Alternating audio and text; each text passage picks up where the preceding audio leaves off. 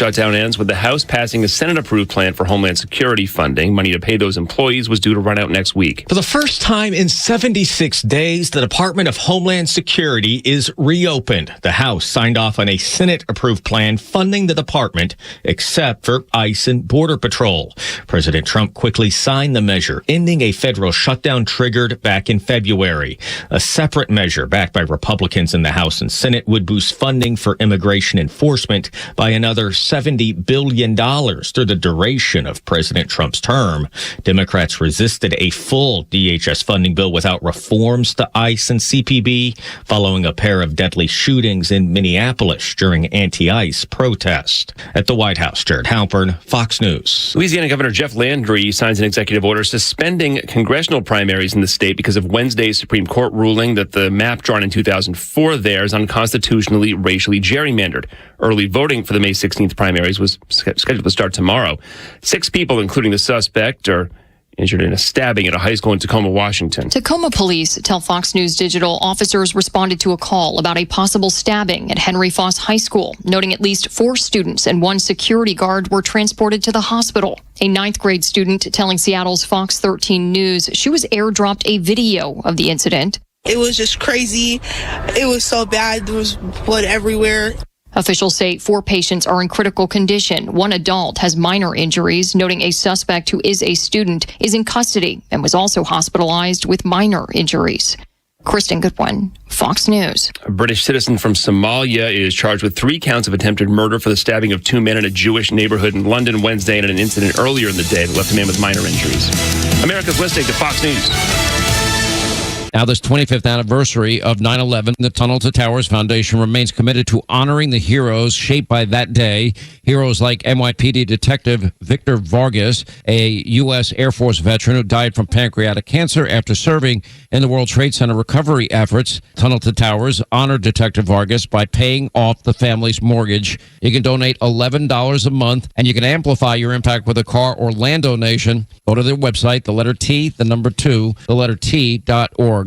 Life is full of challenges, but you don't have to face them alone. At intouch.org, you'll find powerful sermons from Dr. Charles Stanley, daily devotionals, and resources designed to strengthen your faith and bring hope into everyday life. Whether you're searching for encouragement, biblical wisdom, or practical guidance, intouch.org is here to help you grow closer to God. Discover truth that speaks to your heart. Visit intouch.org today. That's intouch.org. Thanks. WFOM and W292EV Marietta, a Dickey Broadcasting Station. This hour is presented by Subaru of Gwinnett. You'll love the difference. The Morning Extra, only on Extra 106.3. Morning, y'all. Tug and Los on this great Friday. It is fantastic Friday, a stellar Friday. I love Friday. It just makes me feel nice. It's pretty outstanding, isn't it? Yes, it is. Look, there's all kinds of outstanding things in the world, but Friday may top the list. I don't know. It's kind of like the cherry on top of the week. Is this the bar visit Friday? Like, what do we got going on? Oh, my. I mean, I don't have a ton. Oh. All right. I got to call baseball. Oh, he's got to call baseball. Wow. All right, well, rain check. You got the next one, Yeah, Bryce. yeah. Sweet, clean Bryce. He'll make the next one. But the rest of us, there's not a lot of excuses. Maybe have to take a look at some things here. All I know is that I have the responsibility of getting one girl from high school to home, drop her back off at the school for an event she has, and that's pretty much my weekend. So this is great. Yes, sir, it is. This is nice. So I was trying to think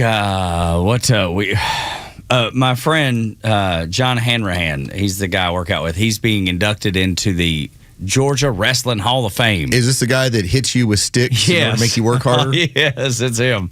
Yeah, it's like I guess each state has a wrestling Hall of Fame, and so he's being inducted in the Georgia Wrestling Hall of Fame on Saturday up in Gainesville. May I ask a question? This is not meant to be disrespectful. Sure. How are his ears? They look normal to me, but I'll be honest, I haven't inspected them. Because if a man has that look of whether it's the full-blown cauliflower ear or, because you've had the work done on him after your career's over with, that's a man you never, ever want to mess with. Absolutely right. And he might be a Hall of Famer in wrestling. Yeah. This dude, man, he's he's such a great guy, and he's so encouraging. Because I'll be honest, I wasn't comfortable going to the gym because I didn't know what to do. You know what I mean? Even in high school, I didn't take weightlifting classes. I don't know how I didn't find myself in any of those classes, but I didn't. Well, you say that your symbol of your spirit animal is the sloth. Well, okay, maybe there was some decision there. I was trying to play it off, but now that I've been called on it. Well, you're the one who's pointed out on the show plenty of times. You're like, the sloth. Consider the sloth. This wonderful, friendly animal. You tell me you want to go pick up heavy things right over that room where all those big dudes are going. I think I'll be over here asleep. I think I'll skip that over here. I think I'll be over here. Some soft mats over here. I'll be taking a nap right over here in this corner. Nobody bother me, okay? I'm going to use my coat as a nice pillow. Yeah. I had this thought yesterday. So my wife and I do our volleyball podcast, and that's grown. It's been fun, and we were talking with a former player. She had played all the way. Her team got to the college Final Four when she was at the University of Pittsburgh. But she talked about after when she was done with her first 4 years, she still had one more year left of eligibility. And she talked about how she's like, man, my body hurts. I'm just, it's been doing this for so long. And then she got the competitive juices. So like, okay, I'm going to do it one more time. And she got paid off with a trip to the NCAA Final Four. I started thinking about that. When I was in college, and then even after, it felt so weird to hurt all the time. Yeah. All the time. Yeah. And then when I got away from it, there was this weird mentality of, well, this is what it's supposed to feel like, so I'm going to keep pushing myself in this way. It's hard to turn it off when you get used to it. So I understand like the people that go to the gym all the time. Yeah. And I used to be in that world. Now I've scaled it back to maybe like, 2 or 3 workouts a week. It becomes this feeling of like, if I'm not feeling something like that, then maybe I'm not getting everything out of my body I need to. I'm not doing what I need to do to be the best me I can. Right. I've never had that feeling. Ever once. I've come in here, I'm like, Tug, my back and shoulders are so beaten up, and you're like, well, go get in the chair. Yeah, man, the chair will take care of it. What's the matter with you? Absolutely right. No, but now going to the gym a couple times a week, I would like to get it to 3 because I've just not been able to get past 2. It's just scheduling and so many things going on. Well, find a walk. Yeah, exactly. As we get older, or a bike ride or something. As we get older, it changes. I'm not telling you be like our friend Nick Cellini down the hall of like, let's see how much weight you can throw around. Yeah. Sometimes it just turns into throw the weighted vest on, go for a walk around the neighborhood. It's great for you. Yeah, absolutely. Little things. And just the cardio part of it because if I'm lacking in one area, that's probably it. Yeah, you don't have to be like our listener Stephanie who like breaks bricks every day. Yeah. Hi, yeah. She's like, how many boards can you put in front of me? Watch this. I shall break all of them. Everyone will be broken into pieces by my hand, my bare hand. My open hand. Right. Look at this power. Right. Yeah, not everybody has to be a martial artist. Yeah. And I have a buddy, he was my best man at my wedding, and we were just in the Navy together, and he looks like, I don't know, one of the UFC fighters all of a sudden. And it's been in the last, few years. His name is Jason Perez, just the greatest guy in the world. But like, he posted a picture of himself at the gym, like he's gotten into that. So I kind of make fun of him for that a little bit. But and he had like a chain around his neck. What are all those muscles you have? Exactly. I was like, good Lord, you like a junkyard dog. What are you doing, man? Because I'm not kidding. He had this giant chain around his neck. And I'm like, where do you get a big chain like that? I mean, come on. That's what they give you when you walk in. I guess you get to earn the giant chain. If it's like just something that you take a picture with, or is it one of those fake ones? See, that's the thing. No, not for one of those guys. Yeah, probably not. Not for one of those guys. He is ripped up. I mean, he's almost unrecognizable to the guy that we were in the Navy together. And he and his brother started a trucking company out of Texas, and they kind of run between Texas and Florida, and he's done well doing that. And then he goes and wins arm wrestling competitions. I'm thinking, I don't know. If he's not, he's missing a real opportunity. Bryce, that's a reference to the movie Over the Top by Sylvester Stallone. And all he does is when he's in his truck, he's just doing lifts in his truck. Now I got to look at it. He's doing arm pull downs in his truck. Jason, here we go. I found his, so we can laugh at him too. I don't want to laugh at him. Maybe I might meet him. Yeah, no, you'll love him. Then he'll take it out on me. Dude, he's one of the greatest guys of all time. Look at this dude, man. He's freaking turned into. Yeah. You got. What are those, traps? Yeah, those are called traps above your shoulders. Yes. I mean, dude is just ripped up. And one of my dearest friends in the world. We don't get to see each other near enough, but he's taking the gym selfies. Dude, I know. Yeah. I'm telling, I give him a hard time. I'm like, dude, how many pictures do you take in the gym? I mean, do they have a whole studio? How often are you doing that? That's right. It's more often than it should be. I can promise you that because I see it, and I'll shoot him a note and be Hey, like, have y'all fixed the lighting in here? That's right. It's like at that thing they're doing over at A5 where the studios. Oh, they have the studio set up. Yeah. That's right, man. They need one of those in Make the sure gym. that you look good when you're doing your work. That's exactly right. They're going to do, he needs one of those at the gym. But that building, I hear there's all kinds of things that are developing in that. And I know you go, so you probably see it. They have an entire company that is focused. It's podcast oriented. It is content creation. Content creation is the direction it's going. And so when you walk in there, there's the jail cell, there's the Oval Office, there's then the broadcast studio. So there's a lot of stuff in there for. It's definitely for you and I who are like old heads in radio. We're looking at that going, y'all can really do your own broadcasts and make your own content when you're like 14? Yeah. And they can. The answer is yes. Absolutely right, man. It happens over and over. It used to be for us. We were begging media companies to give us a microphone. Yeah, can you just let me in the studio for just a little while? Just a little while. I just need to record some stuff. That's right. Yeah, and not now anymore. Now it's, I mean, you can buy a $100 microphone that competes with this one that's probably $1,000. And put it on YouTube in the span of 10 minutes. And be up and running. Man, it's crazy. Technology is amazing, and it's scary, and it's all those things, and it just makes you wonder, where everything's headed. Well, good for everybody else. Develop talent faster. More voices, the better. Absolutely right. Yesterday, Braves took a loss, which they got out to an early lead, but things didn't turn out. And then the poor Hawks. That was incredible.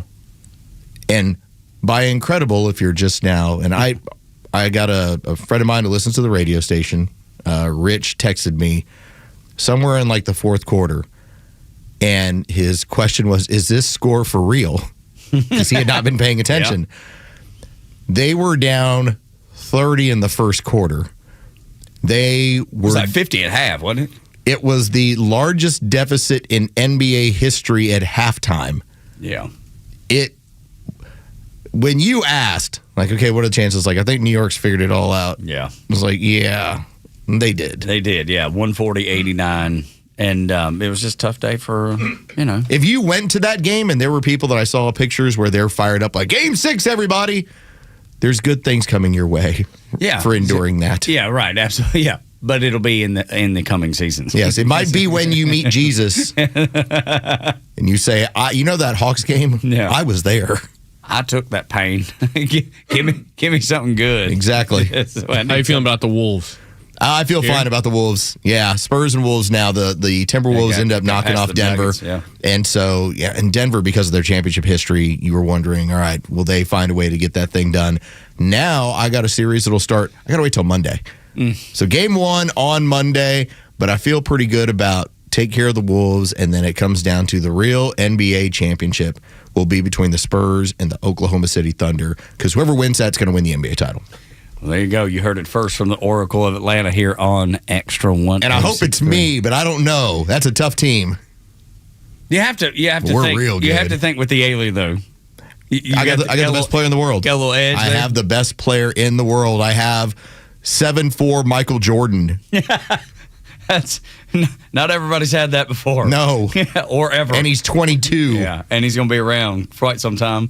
So, Hawks fans, you got some things to look forward to. Los looking like everything is going to be trending in the right direction for a while with that kid. And I do love West Coast baseball. Mm-hmm. It's an 8:40 start time for the Braves tonight. By the way, MLB TV. Yeah. So if you're getting it, or you got your Braves vision, or if you need to, go to the 680 The Fan app. You can listen to Ben Ingram and the boys do the broadcast. But that, and then Seattle. So you've got some late night starts over the weekend and into next week. I hate that stuff. It's kind of fun though. It's kind of fun. I can't make it, dude. I know, but it's nice to have it. No, yeah, for sure. Especially if on the weekend, at least it makes it doable and tolerable, because you're up a little later on the weekends most likely. But man, when it's during the week, there's just no chance, man. By 8:30, I'm like, getting unsteady. Like Saturday Night Tug's just going to be staring. He's going to be in his bathrobe. Yeah. Pistol right there on the counter. Yeah, that's right. Half a bottle. Well, and he's at the bottom of the barrel. Now it's just like the half bottle of Jim Beam. And he's thinking to himself, when did the Braves start? Jimmy, when did the Braves start? Is it coming up? Let me pour us both one. Oh, you're not here. I'll take both. I'll take both. Yeah, that's what I'll need. Crazy, funny, and a good time. I want to play you this piece of audio because you know how I despise the UN and NATO. This one will make you despise them too. Let's get to the first thing to know this morning. Way out west, there's a show, the Morning Xtra, Tug Los, deep in the story, breaking news that's bold. If you want to know why I despise the UN and I want them out of New York, I want to play you the reason. When you listen to this, listen to the names that are being called out for the nuclear can you say that? Proliferation. Thank you. Proliferation committee at the UN. Listen to some of the names, but there's going to be one that's going to tag me in, bro. Yeah, that's right. It's like the WWE in here. I got you. Thank you. Listen to some of the names, but there's one that's going to stand out to you incredibly because of things that are going on right now. I should now like to proceed to item 9 of the provisional agenda, the election of vice presidents of the conference. I have received the following candidatures for the posts of vice presidents. From the group of non-aligned and other states, Algeria, Bangladesh, Brunei Darussalam, Egypt, Islamic Republic of Iran, Iraq, Nepal, the Philippines. That's the one. That's the main one. You don't even have to hear the rest of them because you heard the one that made you go, wait, what? The Islamic Republic of Iran on the UN's Nuclear Non-Proliferation Review Conference. You're telling me that y'all are putting the ones that are being bombed right now for trying to develop a nuclear weapon, you're putting him on the Non-Proliferation Review Committee? Are you kidding me, dude? The reason we're in an armed conflict and we're having to embargo them. We've basically had to take the Strait of Hormuz away from them. Basically, like, nope, you can't use it. It now belongs to the U.S. Navy. The UN has decided, suggested, even pondered, hey, you know that rogue country that likes to support terrorism? We should put them on the Proliferation or Non-Proliferation of Nuclear Weapons Council. What do you think? This is a terrible idea. It's just they're just unserious people, dude. And everything that happens there is so anti-American. And the fact that it happens in New York. In our backyard. And we pay the majority, just like we do with NATO. We pay and fund the majority of NATO, and we fund the majority of the UN. It is time to be done with all of that bullcrap. I have a good friend of mine. Got to know him over the years. He was college roommates with my wife. And his husband likes to joke around about what his parents used to do with him when he was a kid. They're like, he was so growing up, they would give him a coconut and a spoon and see how long it took for him to open it. Oh, wow. Okay. That po. Yeah. We're keeping the kids busy. As his husband puts it, not even poor enough for poor po. That's right. It used to be a restaurant called Po Folks. So he might go at it for a couple of hours. Keep that child busy. That's how I look at the United Nations. Yeah, that's what it is. Yeah. It's like, okay, we'll pay for it. That's funny. Here's the coconut and the spoon. Y'all go play whatever you're going to play. Now, is it important? Not anymore. Hadn't been important for a long time. To think about what was going on, even 30-some years ago when we had Iraq invade Kuwait.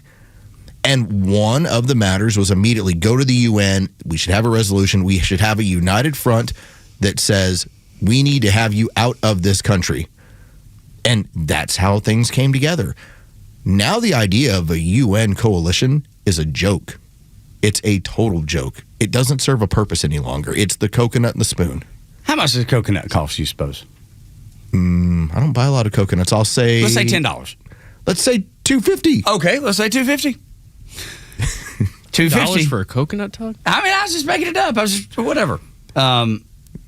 We pay last year. Schumer over here telling me about grilling hot dogs, apparently.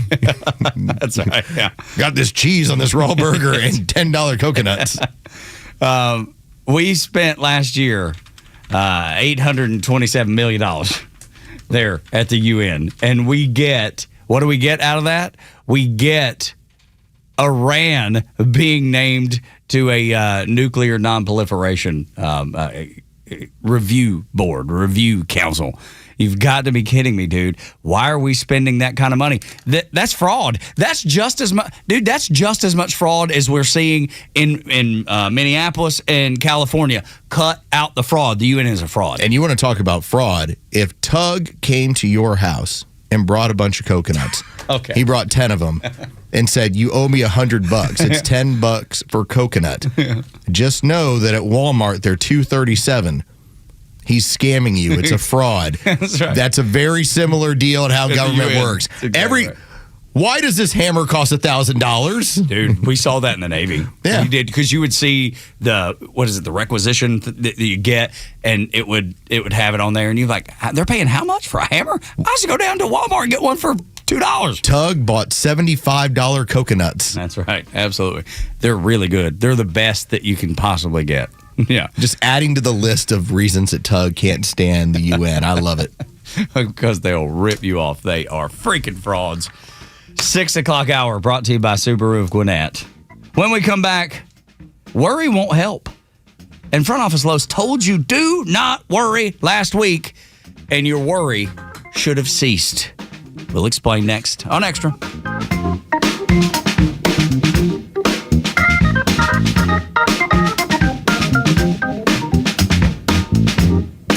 Fighting the communists with truth every day on the only conservative news and talk station in Atlanta. Extra 106.3 FM and the Extra app. Join Daniel Matalon, CEO of A Second Chance Bail Bonds, and co-host Tug Cowart as they bring together law enforcement, justice insiders, and voices from every part of the justice system, victims, advocates, and people who've turned their lives around. It's not PR, it's not fluff. It's an honest talk about what's working, what's broken, and how to build a better path forward, one second chance at a time. This week's guest is Jackie the Fly Lawyer Patterson. Justice Unfiltered. Unfiltered, informed, and unbiased. You hear bail bonds and you think one thing: someone to get you out of a jam. But A Second Chance Bail Bonds is built differently. This family-run team, led by brothers Daniel and Ryan Matalon, believes everyone deserves a second chance. And they prove it every day through the A Second Chance Community Foundation. They support local nonprofits, partner with law enforcement, and stay active in community programs, food drives, and safety initiatives. Bottom line, they don't just work in the community, they're part of it. Learn more at a2cfoundation.org. That's a2cfoundation.org. I'm Patrick Brown, former Army Ranger in the United States Army. Like many service members, I had to make difficult choices when leaving the military, and the most challenging thing was finding purpose in a new phase of life. Housing, employment, education, way too many decisions and no idea where to start. That was until I met the Warrior Alliance. They made it simple. They listened and quickly connected me to the services I needed. And like a trusted friend, they even followed up to make sure I was squared away. Change a veteran's life today by donating at thewarrioralliance.org, helping warriors navigate to success after service. A simple act of generosity changed everything.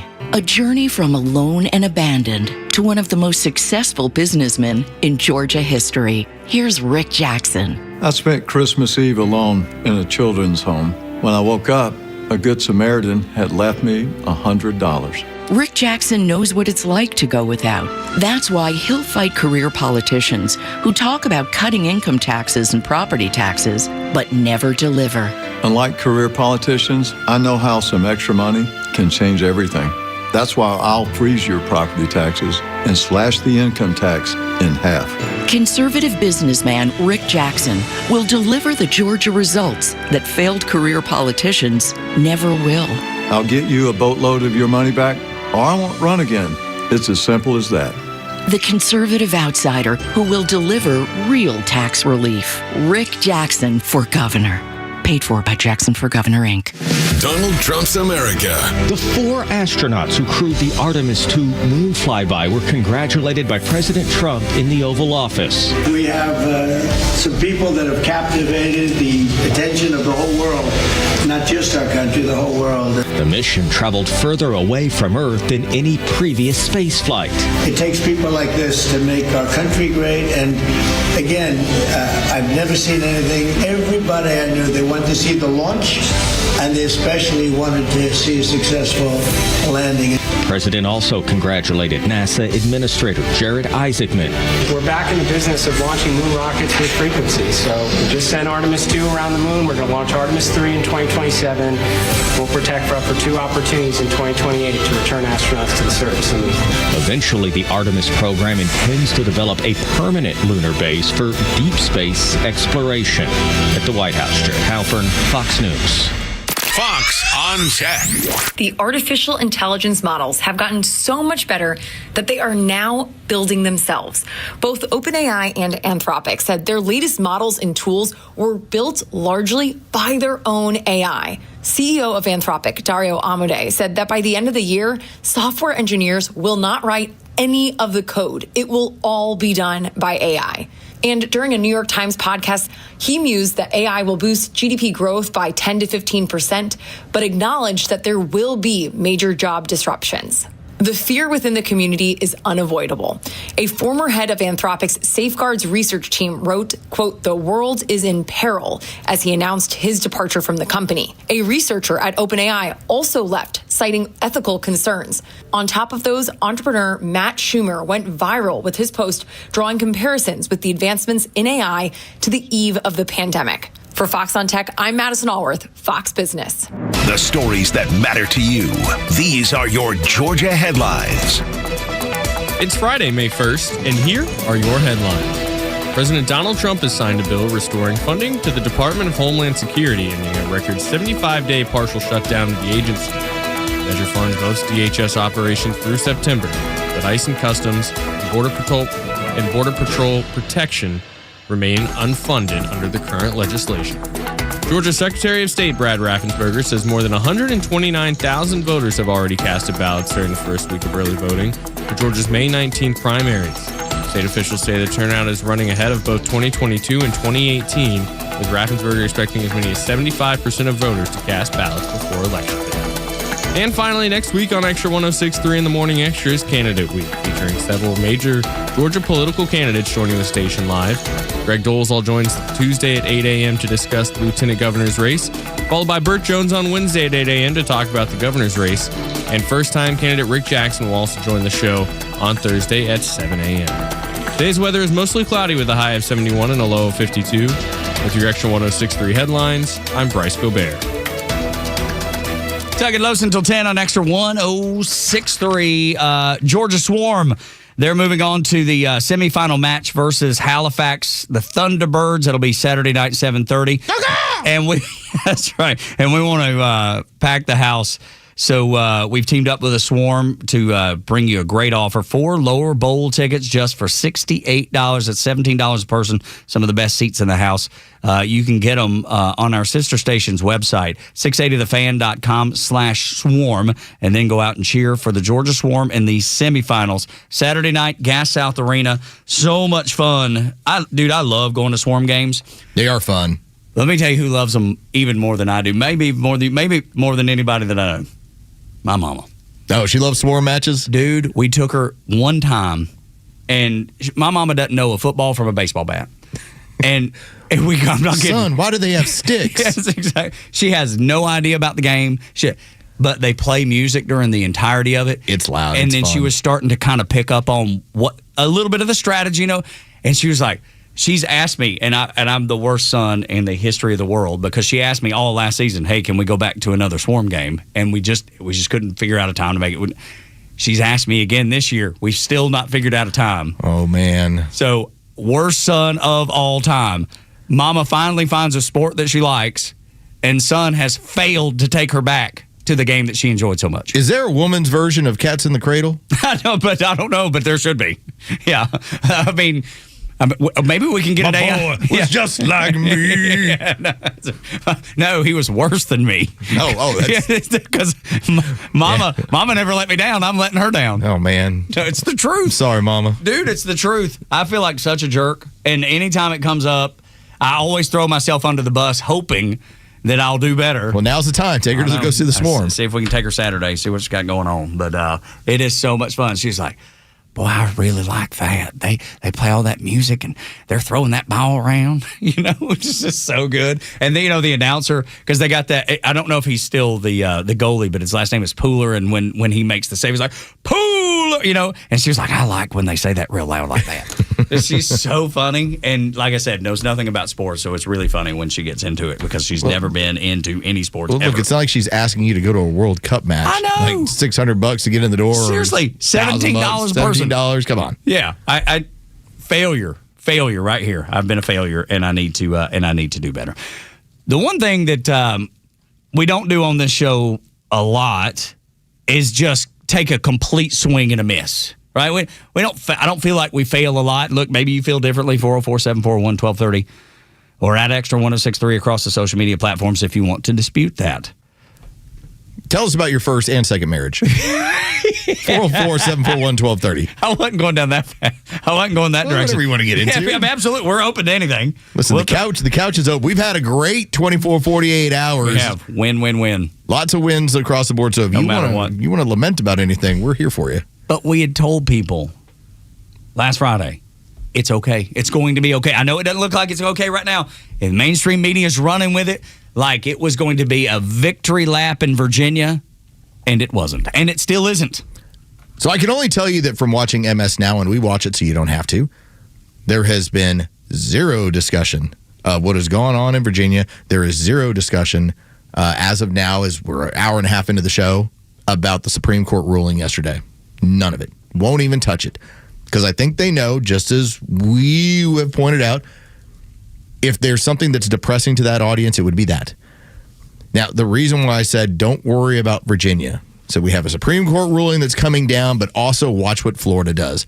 And by God, Florida came through again. It was not even 24 hours. Florida called a special session. And first off, I think the initial vote in their house was like 83-8. Something silly. It was like 83-18. And went, okay, well, now it heads on over to the Florida Senate. And in my mind, because I'm used to how politics works, I'm thinking, well, I guess we'll see about next week. Yeah, months, maybe even. No. A couple hours later, it's in the Florida Senate. 21-17. It's amazing what you can get done when you want to get things done. Ron DeSantis will have this on his desk by this morning. In fact, I'm waiting to see when's the signing ceremony. Right. Absolutely. They're going to redraw the districts this quickly in order to be compliant with federal law, which I just love continuing to say. That's right. In order to be constitutional and legal, this is what they're doing. But now this falls on the rest of the southern states. Like Alabama's choosing not to, but Alabama's blood red. They don't have any reason to redraw. It's like the blue states trying to say that they're going to redraw. What are you going to do? What, you going to make it more blue? How are you going to pull that one off? It's already redistricted and gerrymandered to no end in those blue states. And that's the problem that California and other places have. New York, New Jersey. Many of them where they have drawn it is according to race. Pennsylvania has 2 districts that have been drawn, even pointed out, for a majority minority. Those are illegal now. And so what's going to happen in Tennessee? We will see. When it comes to Louisiana, their governor has already asked to freeze their initial elections that are coming up because they want to redistrict as well. That looks like that's coming down pretty quickly. The southern states are going to step up and basically redraw according to what the votes are. And in the case of Florida has 4 Democrat seats that are going to go away that Trump in those areas, those districts, he won by at least 10 points. It's more representative of what is going on in the country in those. And so that's why the left is just so bummed out. I told you, don't worry about Florida. Hey, the rest of the South is going to step up and take care of Virginia. And it's funny, Virginia is even in a holding pattern with their map, right? Because the courts rejected their request to go ahead and implement the map while they're waiting on the Supreme Court decision to say if the map was legal to begin with, moving from, 6-5 Democrat to Republican to 10-1. And the courts were like, you can't implement it. We've got to wait because this is so outrageous. And with the decision that has come down from the Supreme Court, I think that puts even more pressure on the Virginia Supreme Court. If they considered it unconstitutional by the Virginia state constitution, if you're drawing your districts according to race, then you're in violation of federal law. I think that thing's going down. And the more you see, and this is how you know it's hurting, when Barack Obama comes out of the shadows, when Hakeem Jeffries is lamenting, when a bunch of people on the left are either not speaking or they're just calling it, they've ruined our voting. No. Did they? They took out your redistricting nonsense that you've had going on for decades, while also, and we're seeing this as well, thank you to the federal raid in Minneapolis, your fundraising is drying up. Politics costs money. And now we're talking about cleaning up elections. We actually had an investigative reporter here with 11 Alive that actually published a story showing here's what is on the voter rolls here in the state of Georgia. It's like, good. All of this is a multi-pronged attack. All right? Hitler's in the fear bunker right now because the Russians and the Americans are coming in, and he doesn't know what to do. What was this dog's name, Daisy or something like that? Something along those lines. Man, Daisy already got the peel. Yeah. That's how bad it is. Yeah, Ava Braun is like, do we want to? You first. Yeah. What about that's what the left is looking at right now. I'm just since they're so good about making Hitler references, I figured I'd just throw one right might as well. It's like Trump trolling the other day with the Kings. Yes. It's the same thing. But you bring up Barack Obama, and that's the one that jumps out to me the most, is because he was telling you how important it was for Virginia to be doing what they were doing. And how it was such a good thing. And then now, he's not a fan of redistricting. All of a sudden, he's changed. He's jumped from his left foot to his right foot, or vice versa, right to his left, because it's not going his way. And he sees the power base shrinking. He sees the ability to fundraise shrinking. He sees the ability to keep people in a place where they're not going to be able to move upwardly. And in America, not be able to have the chance and the opportunity. This changes all of that for so many people. Barack Obama, former president, brilliant guy, great orator. If I saw this coming, how didn't you? Because I was telling you last week. Now, as Oracle of Atlanta, yes, every now and then I get a bad reading. But this wasn't hard to see coming based on what this court has been doing. And so to see him go from gloating over Virginia to now suddenly, what are we, that's gonna, you can't do that? Okay. All right. Okay. Yes, we can. Actually, you can, and actually it's in accordance with now the law, the Constitution. We're now to a point where affirmative action is gone, diversity is gone, equity is gone, inclusion is gone, racial tolerance is gone, Voting Right Act is largely gone. That's Hakeem Jeffries delivering a message yesterday after the Supreme Court the ruling came down, and he sees his ability to be the House Majority Leader gone as well. And he even said something at the end of when he was doing that little press conference where he was talking about how America is a good place, and we've got to do better and all this. I have the exact verbiage in front of me, but essentially, for him to say America, anything good about America, was incredibly surprising to me. I thought for sure he would go the other direction. See, this place is awful. This place is terrible. The normal Democrat language. The normal response. And he didn't. So that means something that they realize something has to change. Can I steal your Lisa Rubin cut? Yeah, for sure. Lisa Rubin 01. And here is, because I saw the audio and I was rubbing my hands together because I think it takes us down a certain path. This is Lisa Rubin. This is MS Now. This is her initial reaction and what she was trying to stir up as far as what this ruling was going to mean. As far as the implications go on this, the Voting Rights Act we know is important here, and the population in Louisiana is about a third black. So will their voices and their votes be heard? I think that's the big question people are asking, given the map was drawn in response to a previous ruling that they needed to have more representation, this population.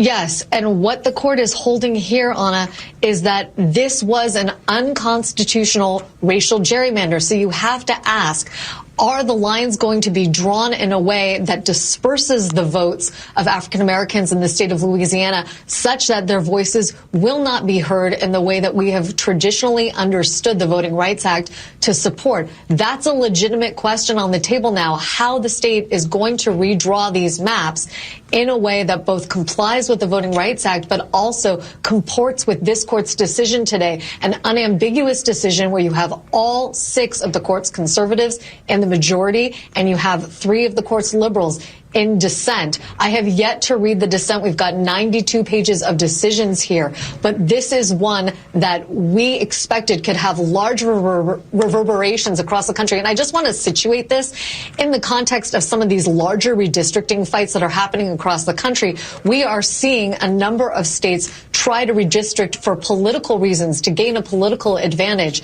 And while we see whether or not, for example, the Virginia maps are going to hold or whether Florida is going to redistrict, this adds a whole new variable into those House maps for the 2026 election.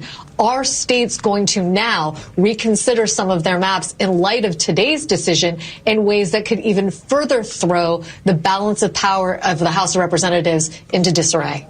So she started off going down the road that I thought she was going to. You're going to disenfranchise the African American vote. Let me tell you about the state of Louisiana. It is 33% black. All right? You were drawing a crazy Z pattern in order to try and create a district that would, let's say, be 75%. If you have regular districts, you're going to have a cross-section representation of what Louisiana is, which is multicultural, multi-ethnic, multiracial. That should be the goal. One of the people that I bring up with this is Jasmine Crockett. Jasmine Crockett, when her district went away and it changed, it wasn't that they suddenly, she lost power, but that was Oak Cliff and sunny South Dallas. You know why we call it sunny South Dallas, Tug? I'm not familiar. Because it's pretty crappy. But we call it sunny South Dallas. You put a nice little spin on the name because it sucks down there. Well, now that district is also represented by the people of Plano, Texas, which is north of Dallas, which is a pretty nice area of suburban Dallas. The idea being it's that if the people of Plano, whatever they want in terms of representation, the people of South Dallas will also benefit from it. Yep.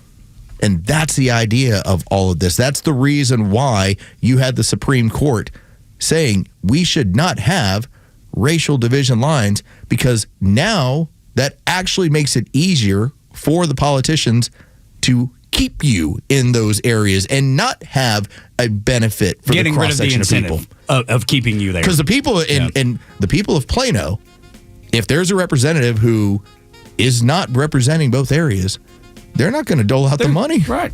And they won't get elected. And They'll get reelected. sunny South Dallas gets a benefit from that. Tug and Los until 10 on Extra 106.3, 6 o'clock hours, brought to you by Subaru of Gwinnett. When we come back, let's redraw those district lines around here. What do you say? Next on the Morning Extra.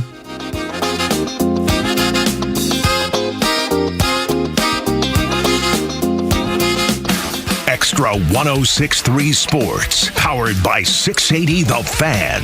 Good morning. Here are your sports headlines for Friday, May 1st. The Atlanta Braves are on the road as they open up a weekend series in Denver, Colorado tonight against the Rockies. The Braves open up play to start the month of May with the best record in baseball and a 6.5 game lead in the NL East. It'll be Grant Holmes on the mound against Jose Quintana. First pitch is set for 8:40 tonight. You can hear all the action on our sister station, 680 The Fan, and free on the Fan app. The Atlanta Hawks, their season is now over as they dropped Game 6 in Atlanta to the New York Knicks in epic blowout fashion, 140-89. The Hawks had a halftime deficit that was the largest in NBA playoff history. With your sports headlines, I'm Carlos Medina. It's official.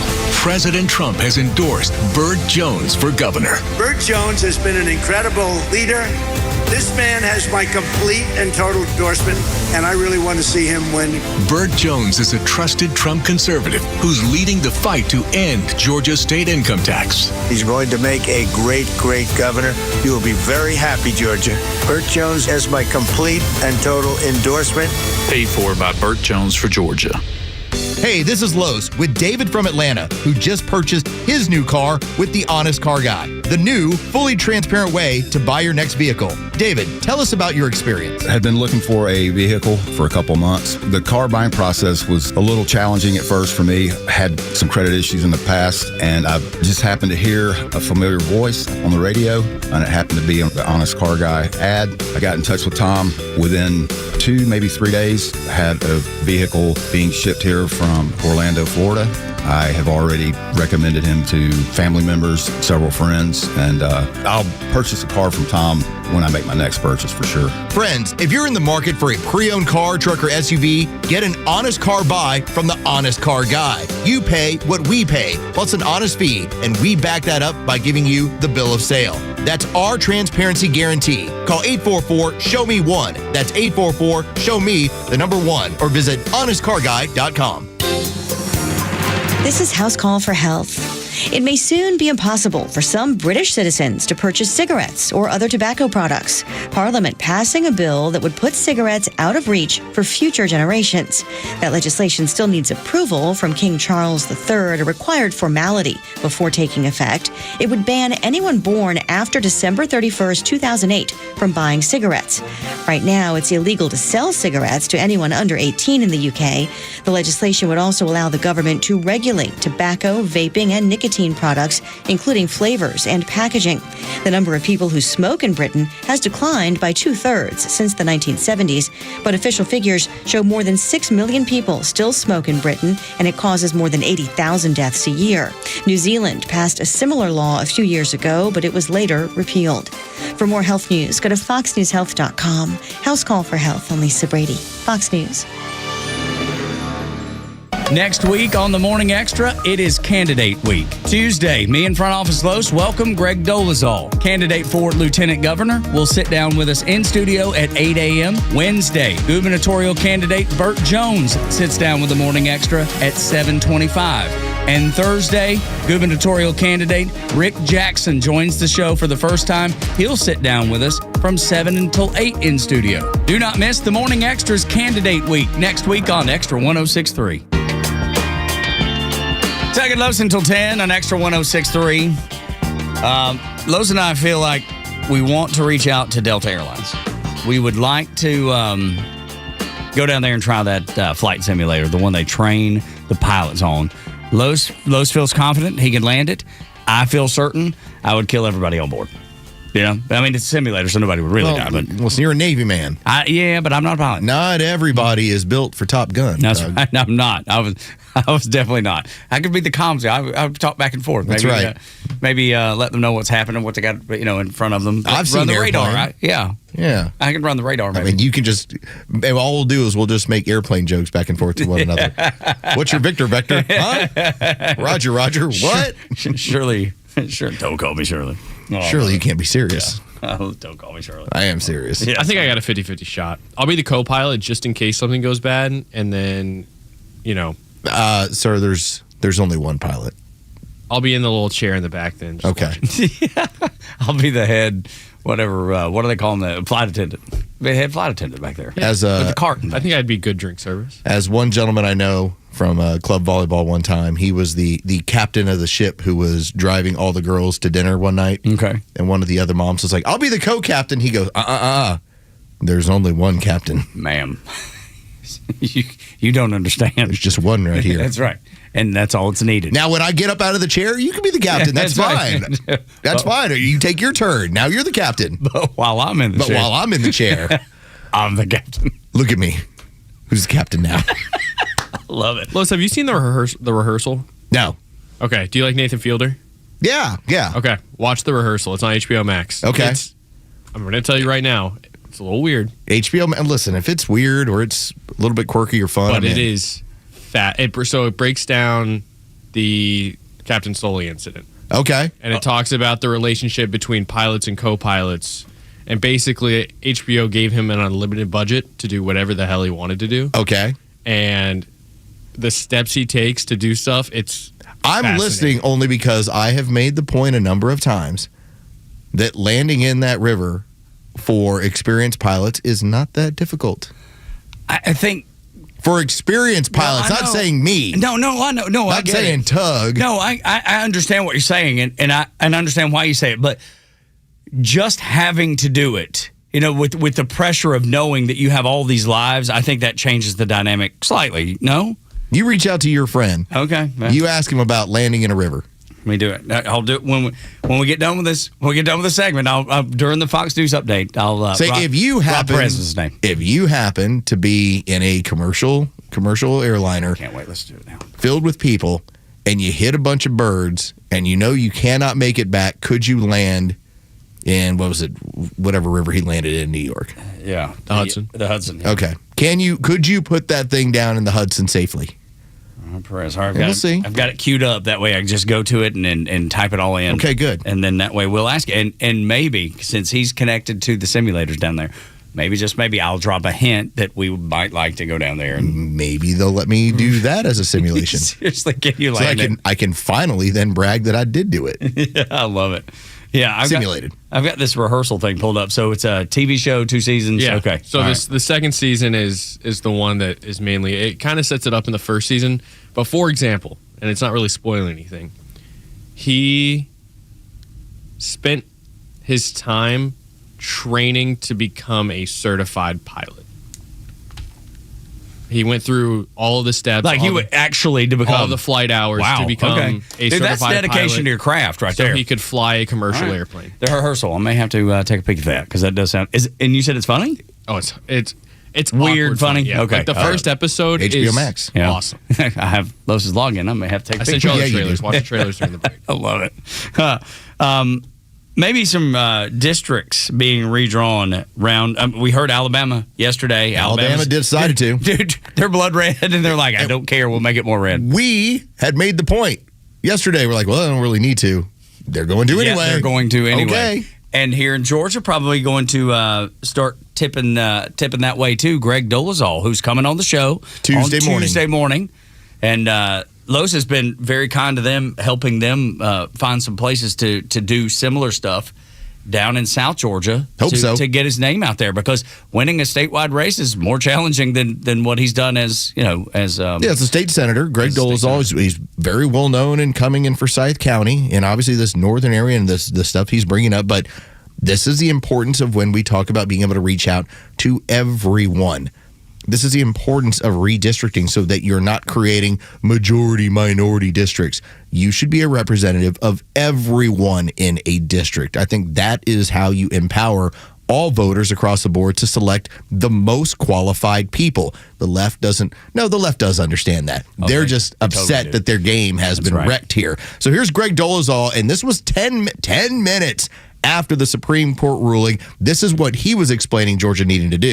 All right, y'all, the Supreme Court just told us what we all already know to be true. Racially gerrymandered maps are unconstitutional. So it's time for Georgia and other southern states to remove these maps that we drew that were unconstitutional. We look in the Northeast and we see what Democrats have done. Connecticut, Maine, Massachusetts, Rhode Island. They've completely removed every single Republican congressional seat. The last thing that Republicans need to do is be weak-kneed in this moment. This is a time to be bold. This is a time to be aggressive. And in Georgia, that means calling a special session and redrawing our maps. See, this is the ridiculous nature of the argument.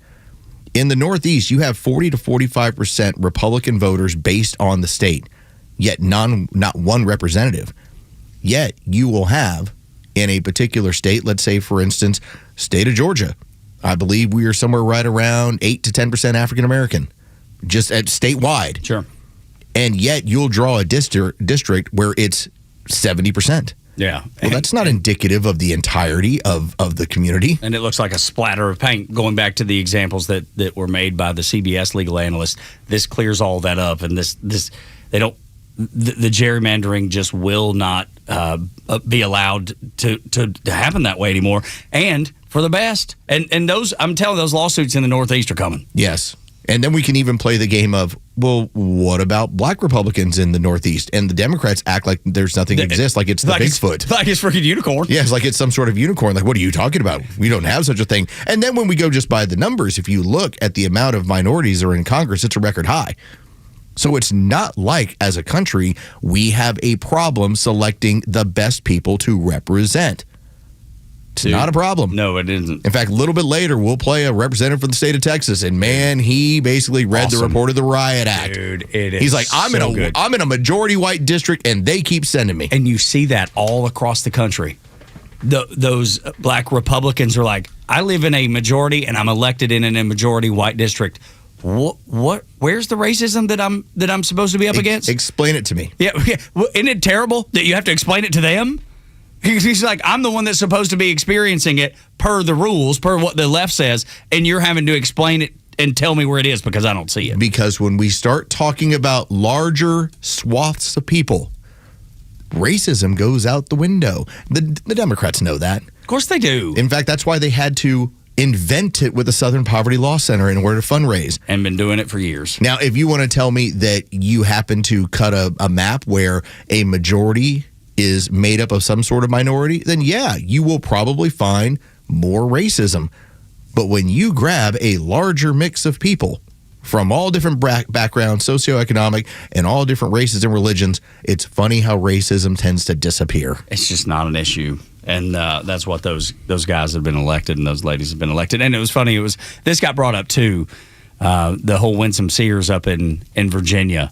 You know, there's no black women represented in politics. There are no black women governors. Yeah, because you voted not to have her. You voted for a communist instead. Yes, a white former CIA communist. Tell me how again that you care so deeply about racism. That's right. Tell me. Isn't it funny how it all comes together? Every argument, the counter is the state of Virginia.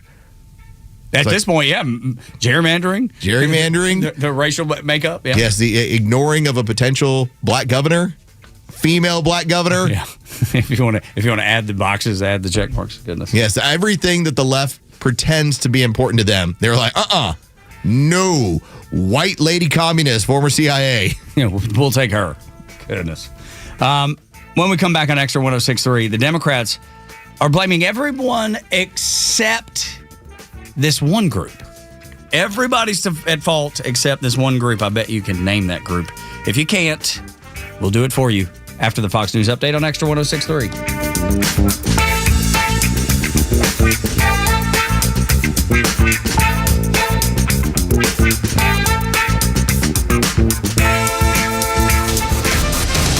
Love having a true conservative news and talk station in Atlanta? Then spread the word. Tell your family and friends to download the Extra 106.3 app and stream the Morning Xtra, The Kimmer Show, and Atlanta's biggest lineup of conservative voices. Jaron Solomon here, and if you want to absolutely win Mother's Day, listen up. Now through May 10th, when you make a purchase at Solomon Brothers Jewelers, you can receive a free Big Green Egg grill with qualifying purchase. And this year, for all of you out there who have taken us up on this offer before, you also have the option of a brand new Traeger. You give mom something timeless, and you get the grill everybody wants. Visit Solomon Brothers Jewelers or book your appointment at solomonbrothers.com.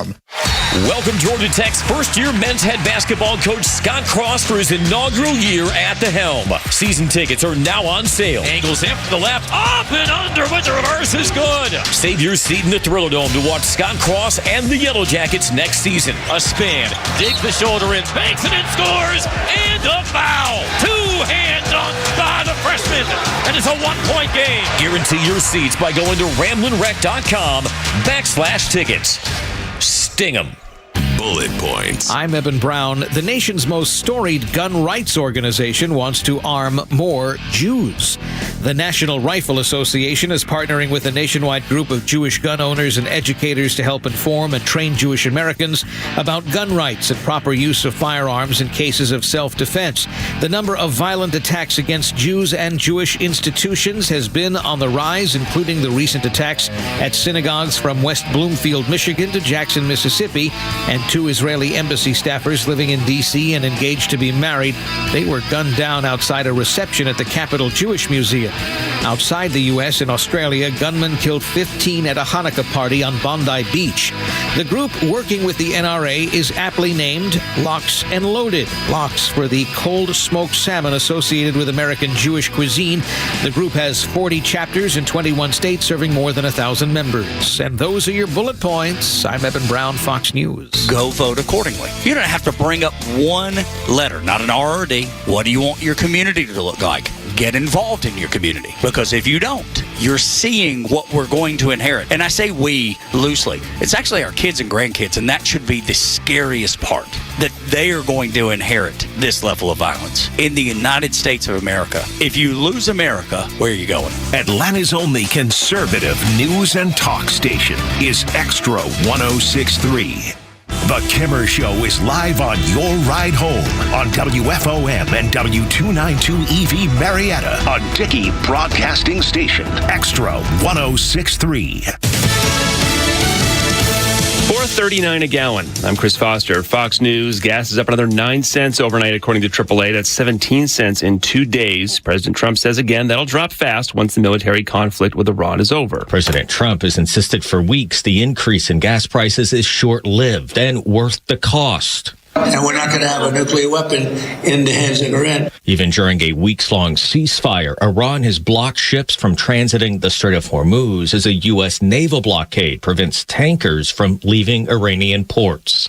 At the White House, Jared Halpern, Fox News. Well, today, 60 days was supposed to be the deadline for President Trump to end the Iran operation without making the case to Congress to keep it going under the 1973 War Powers Resolution. Secretary of War Pete Hegseth says, though, the Iran ceasefire announced April 8th changes the timeline. We are in a ceasefire right now, which our understanding means the 60-day clock pauses or stops in a ceasefire. You're not in. Yeah. It's our understanding, just so you know. Okay, well, I do not believe the statute would support that. Secretary Hegseth and Virginia Democrat Tim Kaine there at a Senate Armed Services Committee hearing about the Pentagon's budget request. The Justice Department releases new video of the White House Correspondents' Dinner shooter Saturday night. The U.S. Attorney for the District of Columbia, Jeanine Pirro, posted the new video. She says it shows the suspect shot a Secret Service officer. The footage shows alleged gunman Cole Thomas Allen storming through a magnetometer and pointing his gun at an agent. Allen's legal team has argued the video seems to show no muzzle flash from the shotgun, but two sources briefed say ballistic testing shows it was from Allen's gun, specifically a buckshot. Allen was silent in court Thursday as his public defenders told a judge they did not object to him staying in custody. Fox's Madeline Rivera. Two bank employees are shot and killed during a robbery in Berea, Kentucky. Police are looking for the robber. America's listening to Fox News. Born on America's darkest day, 9/11/01, the Tunnel to Towers Foundation has been helping American heroes ever since. Heroes like FDNY Lieutenant Edward J. McDonough Jr. McDonough served at Ground Zero. He later lost his life to a related cancer. The Tunnel to Towers Foundation was able to honor his sacrifice by paying off the family's mortgage. Donate $11 a month, and you can amplify your impact with a car or land donation. Just go to their website, the letter T, the number 2, the letter T.org. Life is full of challenges, but you don't have to face them alone. At intouch.org, you'll find powerful sermons from Dr. Charles Stanley, daily devotionals, and resources designed to strengthen your faith and bring hope into your everyday life. Whether you're searching for encouragement, biblical wisdom, or practical guidance, intouch.org is here to help you grow closer to God. Discover truth that speaks to your heart. Visit intouch.org today. Thanks. If the left made any sense, they would be right. Listen to Xtra 106.3. It is time, front office Los. It is time, sir. It is poison time. It is Friday on the Morning Xtra on Xtra 106.3. Thank you, Lord. It is Friday. There we go, buddy. He always hits the post. You have to, man. You can't step on Brett Michaels when he's trying to sing. You can, but it would be disrespectful. That's what it is. Brett had a big weekend last weekend. So I told you when they had the ban during the first round of the NFL draft and how Brett Michaels was on stage. What I didn't know, he was there the whole weekend. Oh, wow. So even when they got around to Saturday, and what they would do is the band would hit the stage during commercial breaks. The Bret Michaels band, or was it Poison? Well, it was some group, and Bret was. So it's probably Bret. That's his guys that he hires, and they would play different songs for the crowd, and so they were getting a Bret Michaels show every now and again during commercial breaks. So smart. Yeah, it was really well done. Good for Bret too. Yeah, for sure. Because I bet he made a grip. I'm sure. Well, because that's the reason they didn't do the 40th year of "Look What the Cat Dragged In" record coming out. Because Bret wanted to make 3 or 4 times what everybody else made.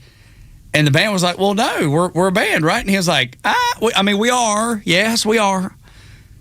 Who sings along the songs? If I go do them by myself, nobody's going to know the difference. Yeah, you see this now that touring has become what it's become. Especially because you don't make money off music anymore. That's exactly right, to the point of touring. The singers basically are saying they want a bonus. Absolutely. And let's be honest, they should get it. You may not like it. Maybe you like Ricky Rocket the best. Maybe he's your favorite. Maybe Bobby Dahl's your guy. I love C.C. DeVille. He's my favorite in the band. Every one of them can be replaced. Bret Michaels can't. We can name every member of Poison because we are sick on this show. That's right. It's just dirty, filthy. But I remember seeing this this is probably about 15 years ago and again, it's different with different bands. The one that I remember was from Pennsylvania, was live, and they broke up because Ed Kowalczyk was insisting on a bigger cut. They're like, dude, you didn't write all the songs. It's like, so go do your own thing. And they end up getting back together because, as it turns out, they make a lot more money when he's singing the songs and they are all doing what they're doing. Absolutely, because he can go sing the songs by himself. Well, but that was the thing. They went after him to where if you didn't write it or you didn't listen, you just sang on it and you got this credit. And that was like the big fight about it. I wonder what the Poison setup is where he's able to say, music by y'all, we'll figure out something a little bit different. I'm singing. Yeah, I don't know exactly how it breaks down, but is when you play songs, it's like a radio station playing songs. Like a venue has to pay, or the band has to pay, or there's an agreement that they're paying those fees for those songs to be played, especially if you're doing cover songs. If it's your own song, obviously that's a different case. But yeah, I don't know how that would work. I just know if Ed Kowalczyk went out and sang Lightning Crashes and he had 3 different guys behind him, there's not a soul in the audience outside of you and I who keep up with this stuff probably a little too much that would know that it's not live. By the way, when it comes to Poison and most of their hits, they actually have it listed as 4 co-writers. Yeah. So Bret could go, since he's part of it, he's got a co-write on it. He has credits to be able to do it. Yeah. He can go and good for him, man. He's a smart businessman too. And by the way, Bobby Dahl and CC and Ricky Rocket can also go play the same songs. Just got to find another singer if they wanted to do it. But is it going to sound the same? But it's not Bret Michaels. It's not Bret Michaels, and that's the thing that the rest of the band knows, and the rest of the band hates, and that's in every band that's ever existed on the face of the earth.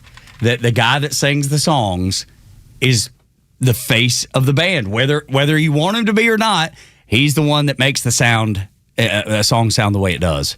Basically, your writing credits when it comes to like the album Throwing Copper, the huge album for live, all written by Ed Kowalczyk, music composed by the full band live. Gotcha.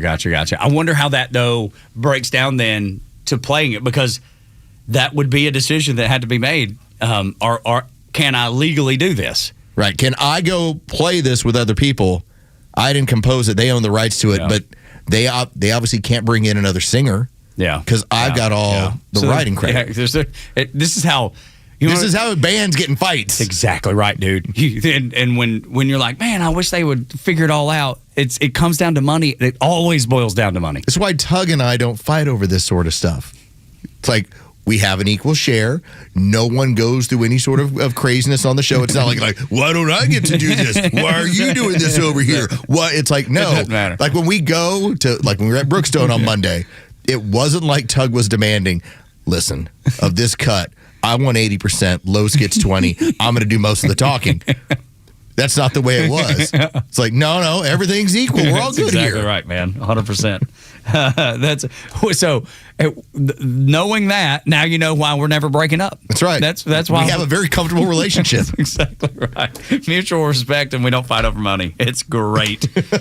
Poor Poison and Live don't get to do that, and probably your favorite band will break up soon, and they will. And unfortunately, they'll be hating each other. And I get it. Like, when they're like, there's been like 12 members that have played in this band. It's very hard to keep a band together. Some people age out. Some people want to do other projects. Yep. It's what happens. You realize how hard it is to end up being like the Rolling Stones, or even like a band that tours a lot and has a ton of people, like Dave Matthews Band. Sure, yeah. It's like, they had a band member die, and they replaced them 2 days later. But it's still basically the same lineup they've had for about 40 years. Journey. Journey. And outside of finding a singer. I don't know if you read this story. It was a couple weeks ago. The new singer, the guy that I don't know his name, but he replaced Steve Perry. Yes, he's Asian Steve Perry. It's exactly right. But he sounds like classic Steve Perry. Identical. Close your eyes, you'd think Steve Perry's up there. He said they forced him in to doing this last tour. Like, he emailed the band and said, "I can't do it. It's too much. I'm tired. I don't want to do it." He said none of them responded to his email, and he felt forced into doing this latest Journey tour because they didn't answer his email. I thought to myself, dude, the first step is just not showing up for the first date. That fixes it all. And when they ask you about it, I told you. I emailed all of y'all. I told you I wasn't going to be there. Arnel Pineda. Yeah. Because right. I asked AI. Yeah. About who is Asian Steve Perry, and it says, "Did you really say it like that?" Is a popular nickname for Arnel Pineda, the Filipino lead singer of the American rock group Journey since 2007. Yeah, there you go. But that was the name. Everyone's like, "Oh, it's Asian Steve Perry." I know. That's funny that you put it in there like that, though. Sure enough, it was like, I know exactly who you're asking about. As a matter of fact, here you go.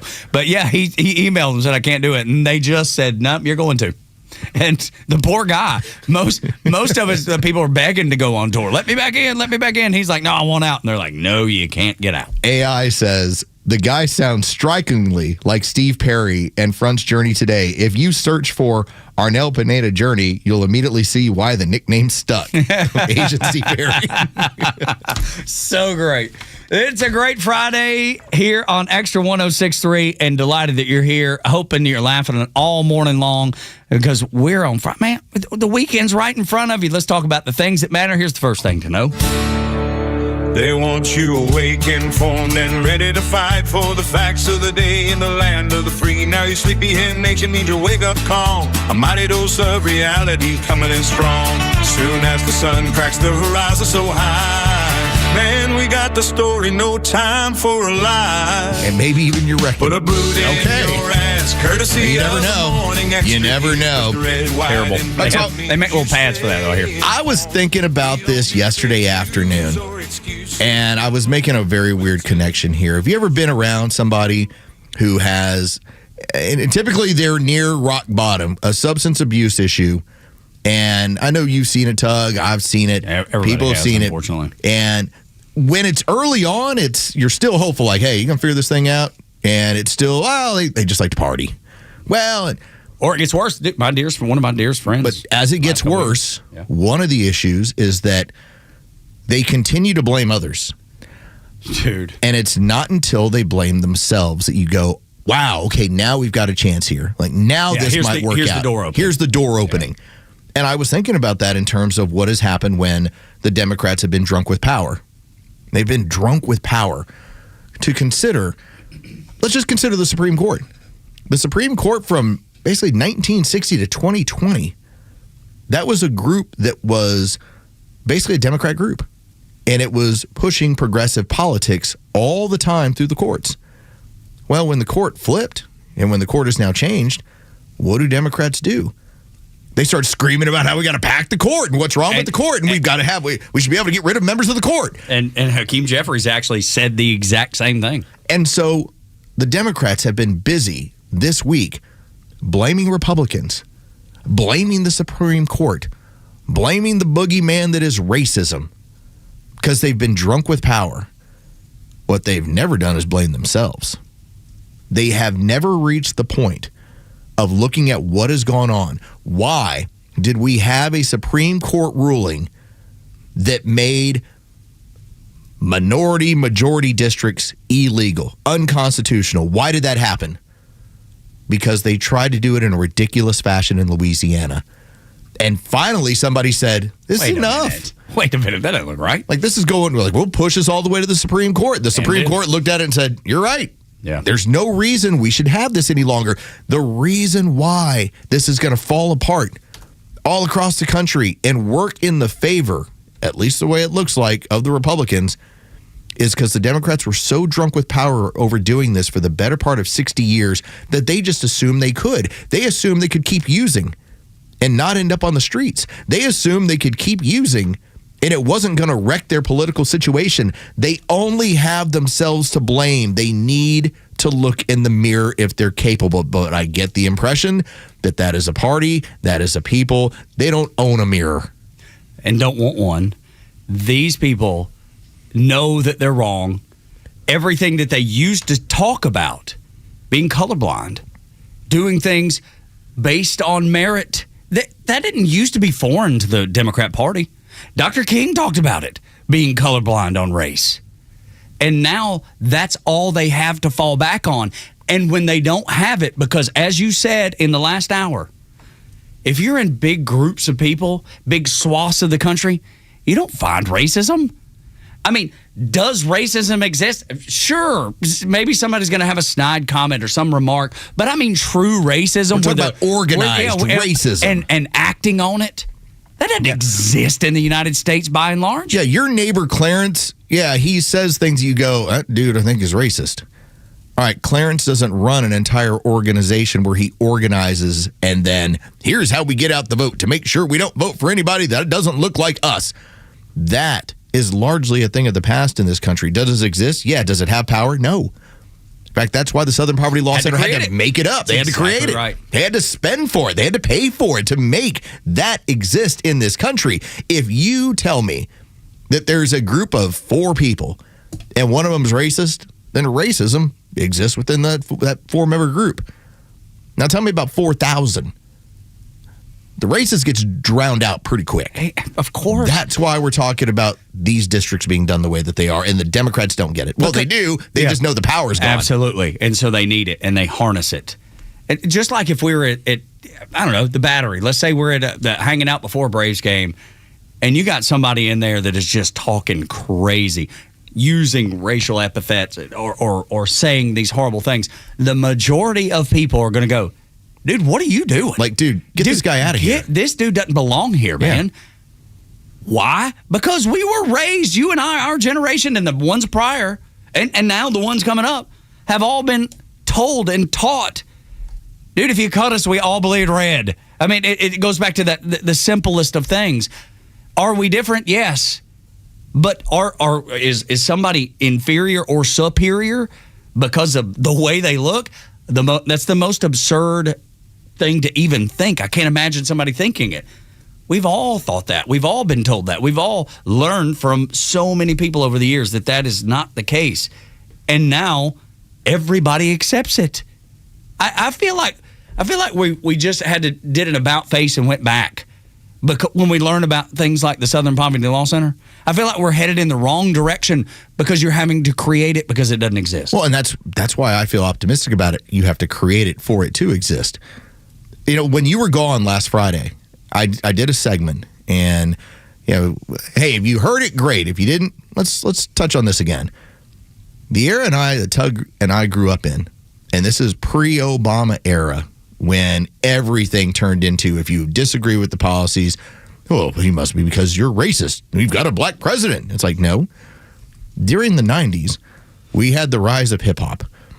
The biggest star in sports and in America was Michael Jordan, followed by Tiger Woods. The person that you tuned into that taught you how to live was Bill Cosby. Now, that didn't work out. Yeah, okay? Right. But at the time, you didn't know. At the time, you didn't know. Who was the biggest Super Bowl act in the history of Super Bowl acts at the time? Whitney Houston with the anthem and Michael Jackson at halftime in California. The best rendition of the national anthem ever, Whitney Houston. With the rise of hip-hop, this was not an issue. It was whatever the institutional racism they look to talk about, and this is why we need affirmative action and everything, that was to their generation. That wasn't ours. And ours moving forward, we didn't care about any of that stuff. It took an administration bent on making everything race to reintroduce racism into society. And so now that you have a Supreme Court that has looked at it and said, listen, that's a vestige of the past. We don't need to do it anymore. It needed to be temporary. And the only people holding on to it were the people that created Jim Crow, that started the KKK, that used the Southern Poverty Law Center to create racism, to grow off it, and also started a civil war off of maintaining slavery. The Democrats. Nothing's changed. The whole hype of, well, the parties flipped. Yeah, right. Parties didn't flip, baby. And you got another whiff of that between the Southern Poverty Law Center and the reaction the Democrats have had to this ruling. They need racism more than anybody. In fact, I have a picture on my phone. I've decided to keep this on my phone, Tug. Do you want to describe this for the people? It's a woman giving CPR to a man, and across the man's chest it says racism. They're giving the life-saving help to save racism because they need it. And what is the woman telling him? By the way, you die, you bastard. We still need to use you. She's so Democrat. Good. So good, yeah. Don't you die, you bastard. We still need to use you. Gosh, man. And I know that the Democrat Party is the party of 18 to 20%. But they're allowed 18 to 20%, and they have a mainstream media in their pocket, and they use that same thing, racism, with the border being wide open, right? If you allow 20 million people in, yet you try to send them home, you're the racist. You're the problem, because they need them, and they need their vote, and they need them for power. So what do? Call you racist, hoping that you'll cower and not do right for what's goodness. Do right for the country. When we had the situation in Minneapolis, if you had a scenario in which people were to come into this country, acclimate to this country, immediately start producing for this country, well, then you don't have a problem. When you steal billions of dollars from this country in conjunction with the Democrats, that's how the Somalis get such a bad rap. That's not racism. You know what racism is? Racism is when there is a family that looks different from mine. Now, that's going to be very difficult because my family's made up of a whole lot of stuff. Y'all got a lot going on there. All right, so the family who moves in next door is green, all right? Yeah. And I hate them because they're green. They've never done a thing to me. They're the nicest people in the world. You're just put off by being green. I can't stand those green people. It's awful. That would be a level of racism if I was looking at my own superiority of my family, my people, my whatever, versus theirs. What happens if they stole my car?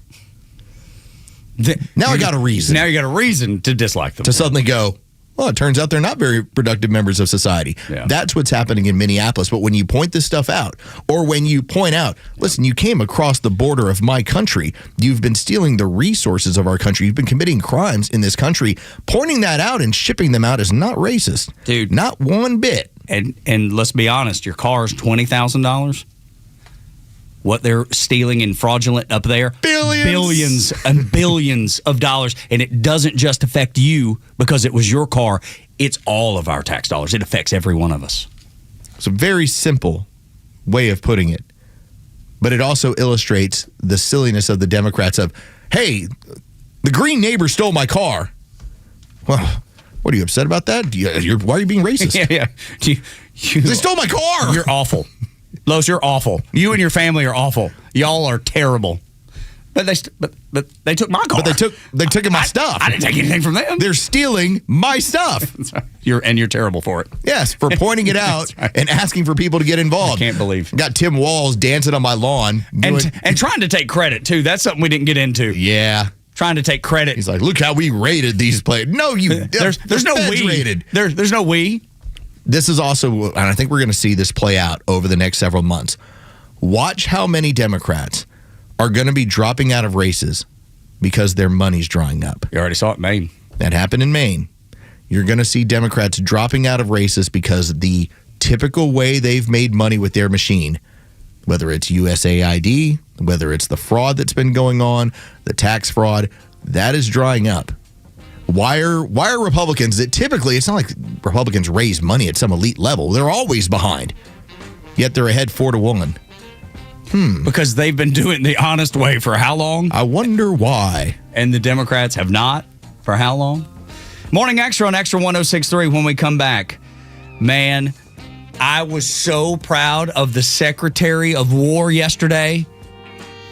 I was ready to put my Cracker Jacks on, and I bet there are people that are going to join the military just because of what Pete Hegseth does and stands for. We'll show you what he did and how proud you should be of your military next on Extra 106.3.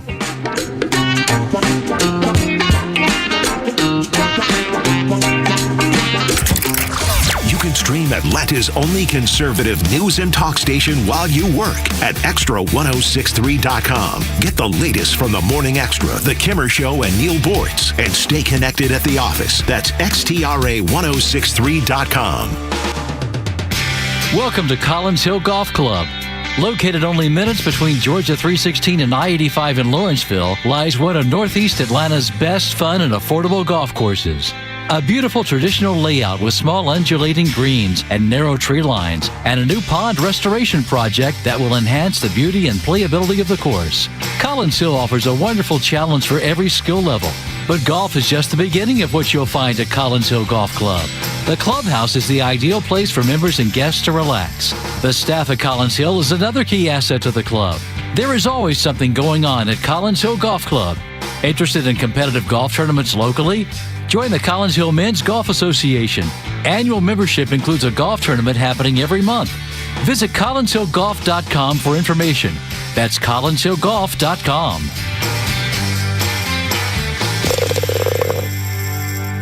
Let's be honest.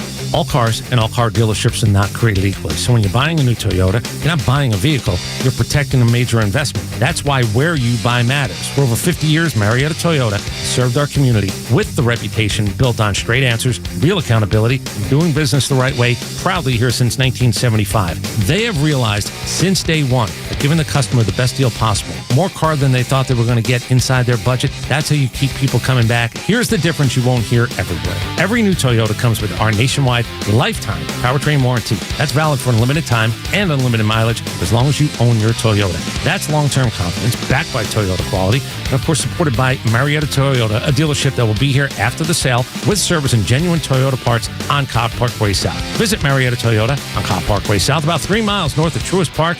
MariettaToyota.com. Visit Marietta Toyota. We've been here and we'll be here for you. Nationwide lifetime powertrain warranty included with every new Toyota purchase. See dealer for coverage details, exclusions, and requirements.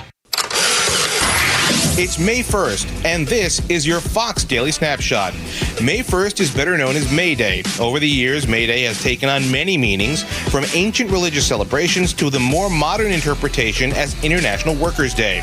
Also on this date, in 1920, George Herman Ruth, better known as Babe to baseball fans everywhere, hit his first career home run for the New York Yankees against who else but the team that would go on to be their longtime arch rivals, the Boston Red Sox. The animated children's series about a sponge and his friends that live in a pineapple under the sea. Who lives in a pineapple under the sea? SpongeBob SquarePants debuted in 1999. If it's your birthday today, you share it with famed frontierswoman and sharpshooter Martha Jane Cannery, better known as Calamity Jane, born in 1852. I'm Tushar Saxena with your Fox Daily Snapshot. The stories that matter to you. These are your Georgia headlines. It's Friday, May 1st, and here are your headlines. President Donald Trump has signed a bill restoring funding to the Department of Homeland Security, ending a record 75-day partial shutdown of the agency. The measure funds most DHS operations through September, but ICE and Customs and Border Protection remain unfunded under the current legislation. Georgia Secretary of State Brad Raffensperger says more than 129,000 voters have already cast ballots during the first week of early voting for Georgia's May 19th primaries. State officials say turnout is running ahead of both the 2022 and 2018 election cycles, with Raffensperger expecting as many as 75% of voters to cast ballots before Election Day. And finally, next week on Extra 106.3 in the Morning Extra is Candidate Week, featuring several major Georgia political candidates joining the station live and in studio. Greg Dolezal joins Tuesday at 8 a.m. to discuss the lieutenant governor's race, followed by Burt Jones on Wednesday at 8 a.m. to talk about the governor's race. And first-time candidate Rick Jackson will also join the show on Thursday in studio to discuss the governor's race as well at 7 a.m. Today's weather is mostly cloudy with a high of 71 and a low of 52. With your Extra 106.3 headlines, I'm Bryce Gobert. Tug and Los until 10 on Extra 106.3. We're seeing where Brian Kemp has made a statement now that the ruling has come down from the Supreme Court, and you're seeing the redistricting happening in Florida and happening in Louisiana. It will not, Los, happen here in Georgia, not yet. No, and credit to Rahul Bali from WABE News. He ends up having the quote. Here is the quote that comes from Brian Kemp, considering that we've already started early voting. It says, the Supreme Court's decision, Louisiana versus Calais, restores fairness to our redistricting process and allows states to pass electoral maps that reflect the will of the voters and not the will of federal judges. Voting is already underway for the 2026 elections, but it's clear that Calais requires Georgia to adopt new electoral maps before the 2028 election cycle. Basically, the ship is already left. We've already had early voting. Just as Bryce is letting you know during the news update, we have right now, in terms of this election cycle, record early voting. Yes. And so you will get a redistricted map, but it doesn't look like it's going to happen for 2026. Well, it's because it can't. I mean, just logically. I mean, you would have to void hundreds of thousands of votes, just like Bryce said. If you're voting that far ahead, people are voting in droves. This is record turnout early voting. You would have to void all of that. So you can be mad at Brian Kemp for it. I don't know how, but I guess you could be. This makes sense. Does it stink a little bit? Yep. But you'll get it for the big midterm, for the presidential midterm 28. So I think that's the most important. A lot of it, in my opinion, comes down to how this all came down. One of the stories had the notes. It's from Molly Hemingway's book on Alito, and one of the parts that it gets into in her book was how you've had Justice Elena Kagan, who's been slow walking dissents, in the interest of, if I delay this as much as possible, then there will not be as much time to redistrict. And so that's the game that's been played. In the same way that, according to Molly Hemingway, she did the same thing with the Dobbs ruling. If I slow walk this, then maybe this changes. Maybe there is a new election and suddenly the court is 4-4. Maybe this occurs in this way where not everybody takes part, and here's how it plays. So this is really a timing issue. And so I get it. Like, it puts Brian Kemp in a weird place. It's not like in Louisiana where their governor said, hey, I know we're starting, but now we're not. Right, because we're going to delay. The start. It was supposed to be tomorrow. We're going to delay it today. Dude, we're already out of the gate. This ruling came down while we're in this. And so this is going to be an interesting other part when we get a chance to talk with Greg Dolezal, who's been calling for the redistricting. And he was talking about it on Tuesday. Well, we already started voting. Yeah. Oh, right. Yeah, right. It's a challenge. It'll be interesting to see what Greg has to say about it, because that's a big issue for him. Does he feel like Brian Kemp could have done more in preparation, in anticipation of? I mean, I don't know any of those answers, but it'll be interesting to see what he thinks. I'm just thinking, if you and I had, let's say we had made it a point we didn't have this morning show and we were working midday. So we got up Tuesday morning and we went and already did our vote, and here's what we voted for. And then by Tuesday afternoon, we're told, full stop, hold on. You got to go back. You got to go do it again. Everything you did, nothing counts. Be like, what do you mean nothing counts? Yeah, what? I've already voted. Now imagine if, because we're looking at this as this is all going to benefit us. What if the ruling had gone a different way? Oh, right. Yep. So I get it. Yeah, this is a very tough situation. It's just logical. You're going to get a redistricted map in the state of Georgia. It's a matter of when. Obviously, it will not be for this period of voting. Will we possibly see it for the fall? I don't know. It doesn't sound that way. It sounds more like a 2028 cycle. 2028. Yes, that's exactly right. We'll see. We'll see. I bet Greg will have some definite opinions of what should happen after the primary is done, between primary and general. I bet he'll have some very distinct ideas about what Brian Kemp needs to do before them. I'm like you. I don't think Kemp will do any of those things. And that actually opens up a different conversation altogether. Like if you're saying, like we are, hey, early voting, record voting for the primary already done. You can't stop that. I agree. But that's a good time between May and November to move.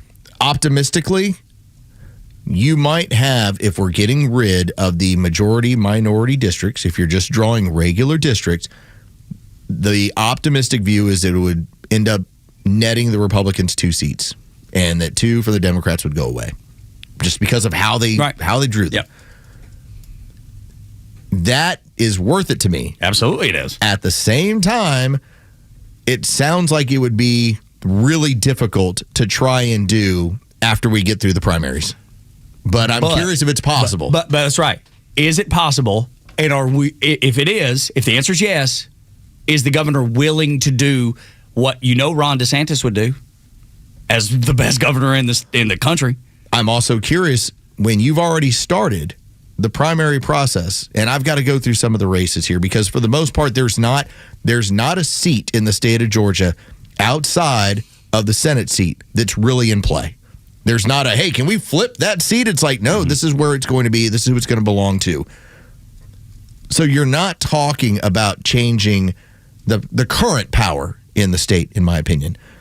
But what happens when you've already started primaries for a predominantly blue district, and now you're suddenly telling them, hey, that district of yours, it don't exist. It's gone. Yeah.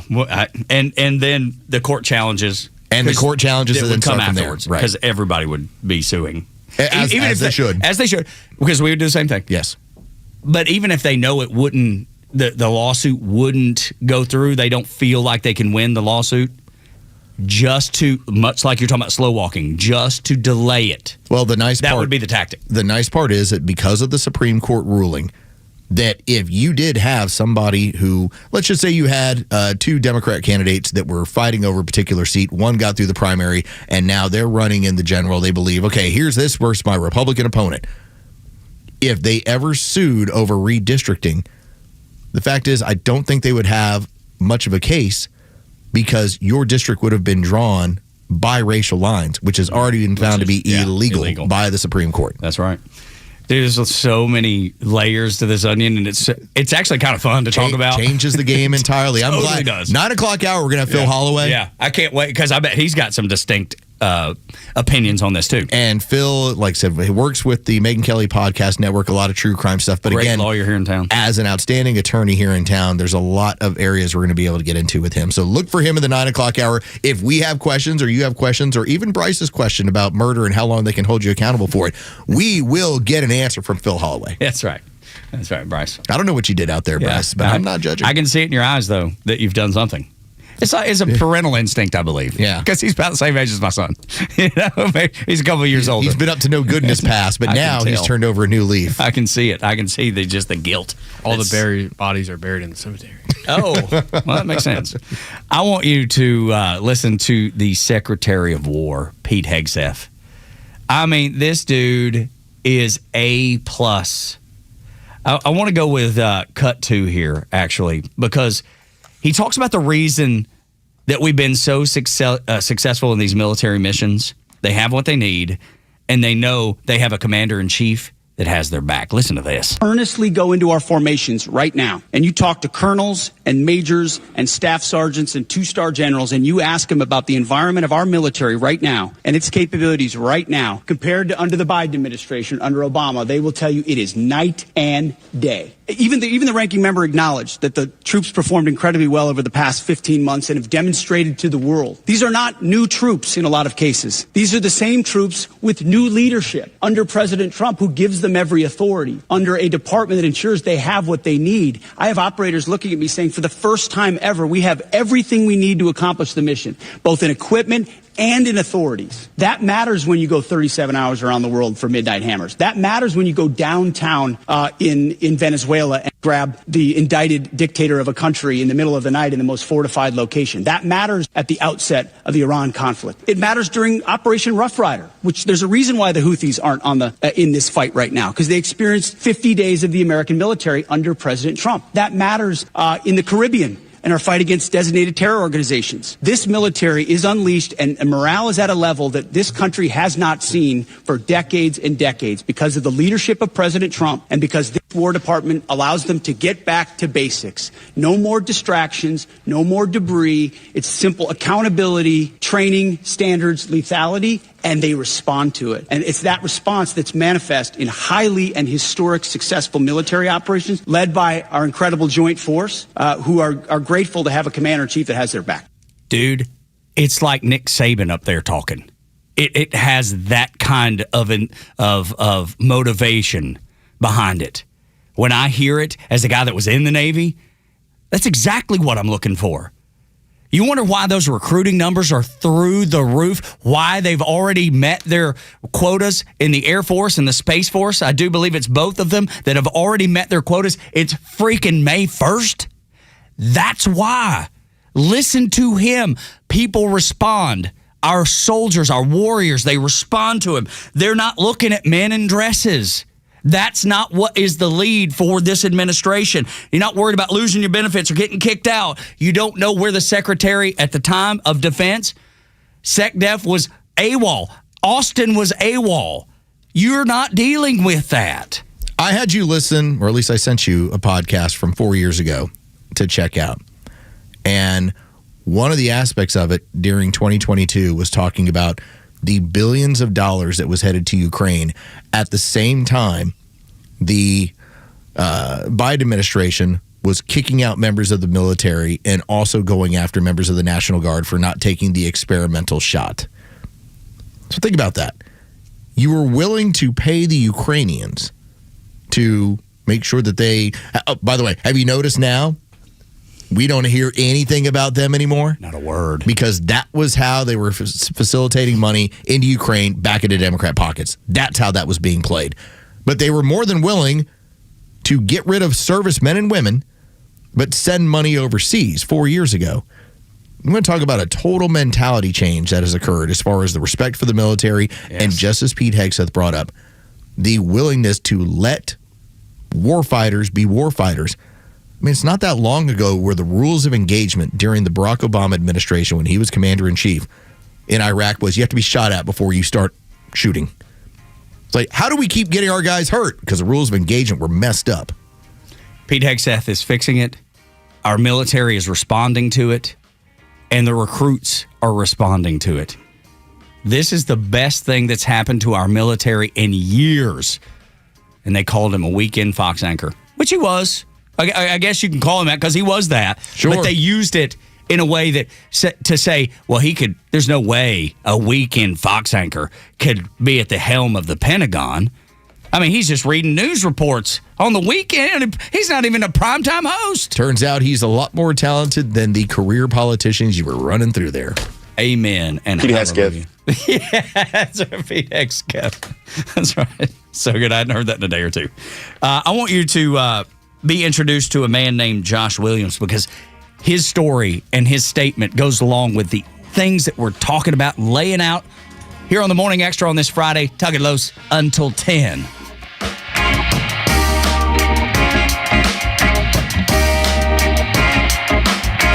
Extra 106.3 Sports, powered by 680 The Fan. Good morning. Here are your sports headlines for Friday, May 1st. The Atlanta Braves are on the road as they open up a weekend series in Denver, Colorado tonight against the Rockies. The Braves open up play to start the month of May with the best record in baseball and a 6.5 game lead in the NL East. It'll be Grant Holmes on the mound against Jose Quintana. First pitch is set for 8:40 tonight. You can hear all the action on our sister station, 680 The Fan, and free on the Fan app. The Atlanta Hawks, their season is now over as they dropped Game 6 in Atlanta to the New York Knicks in epic blowout fashion, 140-99. 89. The Hawks had a halftime deficit that was the largest in NBA playoff history. With your sports headlines, I'm Carlos Medina.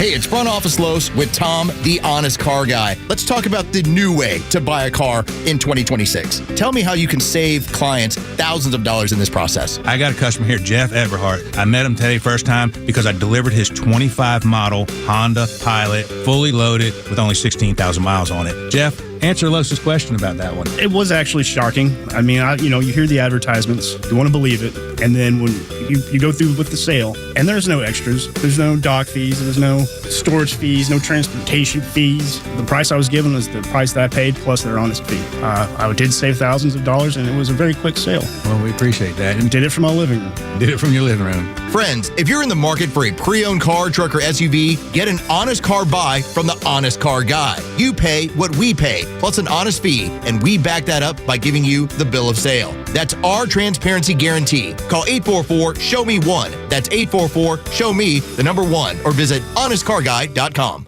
Next week on the Morning Xtra, it is Candidate Week. Tuesday, me and Front Office Los welcome Greg Dolezal, candidate for Lieutenant Governor, will sit down with us in studio at 8 a.m. Wednesday, gubernatorial candidate Burt Jones sits down with the Morning Xtra at 7:25.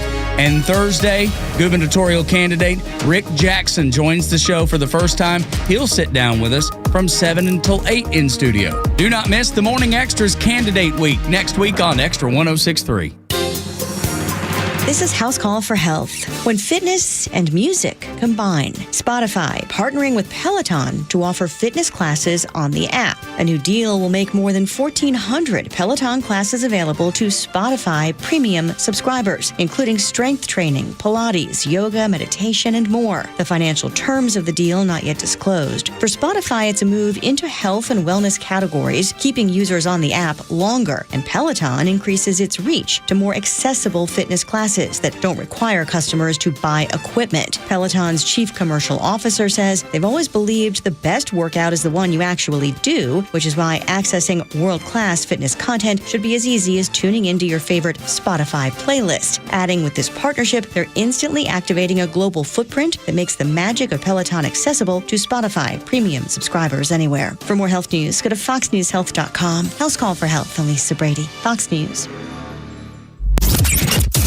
The Morning Xtra is the right way to start your day. And here's what you missed. A cover-up that led to millions. And I'm using your, do I believe that it killed 5 million? No. But I'm going to use your number that the left likes to use so that I can play into the severity of what was created and what was caused and what was covered up. All starting with Dr. Anthony Fauci. Now, if Peter Daszak ends up being the other co-conspirator, because it's Morenz and 2 others that are listed as co-conspirators, unnamed, in that document. Man, I'm rubbing my hands together. I will, if Peter Daszak goes down with this. You're rubbing your hands together. That dude's sweating. Dude, we're going straight to the bar, and it's going to be like, Cat, pour us a shot. Or several. We're celebrating. Because we've been talking about this for 5 years. Because this is the direction this is supposed to go. Absolutely right. I think this one is the one that you could actually see, because you can't deny what was written in the emails, what was sent, and what was destroyed. You can't deny it. It's in his words. It's his own words. It's his own actions,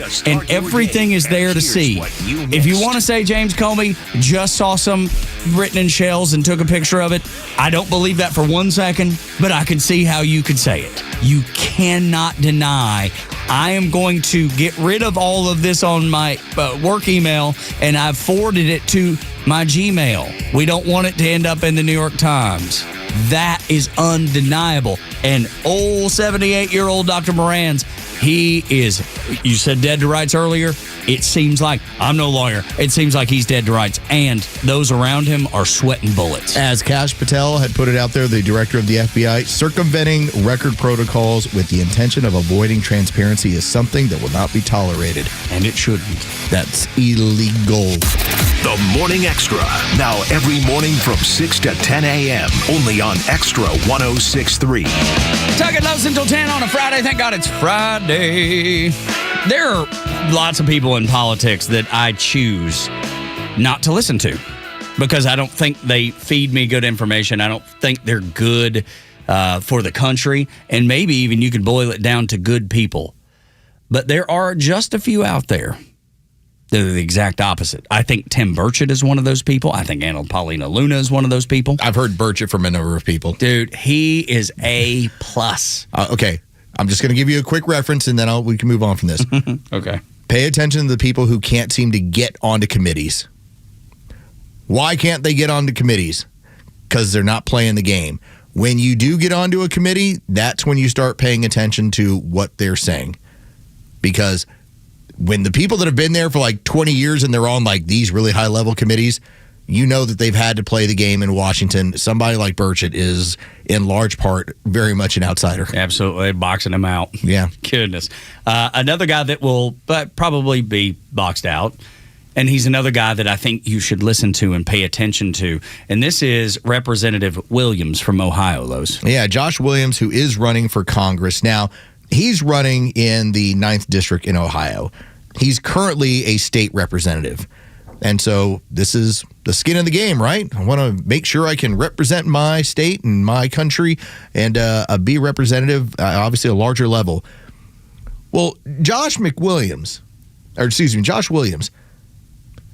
he had a response to the 6-3 ruling with the Supreme Court. I should also point out that Josh Williams is black. He tweeted this out. I'm a black Republican who currently represents a majority white district in the Ohio State House and is running to represent a majority white district in Congress. It's like, okay, laid it on out there, right? All right, got it. Now that's what he tells you. The idea that black Americans need special districts carved out just for them is complete nonsense. It's a violation of the law and blatantly unconstitutional. Glad the Supreme Court made the right decision. I've been reading other responses to this stuff, and obviously I gravitate towards one in particular. We just had a black man enter a spaceship, fly around the moon, and safely return his crew back as the lead pilot. And yet Democrats want to tell me that black people can't find IDs. Oh, dude. No. And that they also cannot have representation unless they're from majority minority voting districts. If you want to know how giant of an insult, these people don't understand how insulting they are. You just had a man who went around he went further than any human has ever been in the entirety of this planet. And yet, their argument is can't get ID and can't possibly be representative of a white district or a district that has not been gerrymandered to have a large amount of minorities in it. Why was he celebrated? They didn't celebrate him because of his color. They celebrated him because he's an American who did something unbelievable, something that had never been done before. Do you think anybody, when they were coming back from the dark side of the moon, was like, man, I'm surprised he could do that. His skin color, I'm so surprised. No, they were like, this dude's amazing, and he is. The only person who asked anything, Tug, and we played it, was a member of the media who clearly just saw things in terms of black and white or race or anything else. And his response, I want to go back and look it up because I don't want to get the quote wrong, but he was like, what are you talking about? But essentially, a complete deflection. Yeah, he has nothing to do with because you know where none of that matters? When you're about on the dark side of the moon. When you're on the dark side of the moon, about 11 days away from the Earth, with no communication with Earth for 40 minutes, that's when it doesn't matter. Oh, it never matters. It never but mattered, especially there. Especially the part where you're like, I wonder. But so here's Josh Williams telling you that this is silly. This is non-serious. This is silly. It's from a bygone era, and yet the Democrats have had a perfect example right in front of their face with Artemis, and yet they're still playing this game. If you're ever in a discussion over the weekend and they start telling you about, well, it's doing this, you bring up space flight and you say, so let me get this straight. You're telling me that a potential black representative can't win in a majority white district? Yeah, I believe so because of racism. Do you just know that a black man went around the moon and came back to Earth safely with his entire crew and was the pilot of the ship? And you're telling me that you don't believe that a black person can come up with ID to vote? It's absurd, dude. That's so what you're absurd. telling me?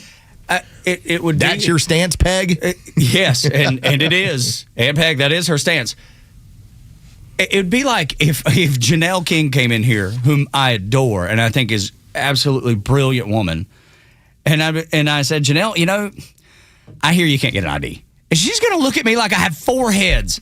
She's going to look at me like I'm the dumbest person alive. She's going to wonder if you're drunk. That's right. Like, are you intoxicated? What's wrong with you? What is the matter with you?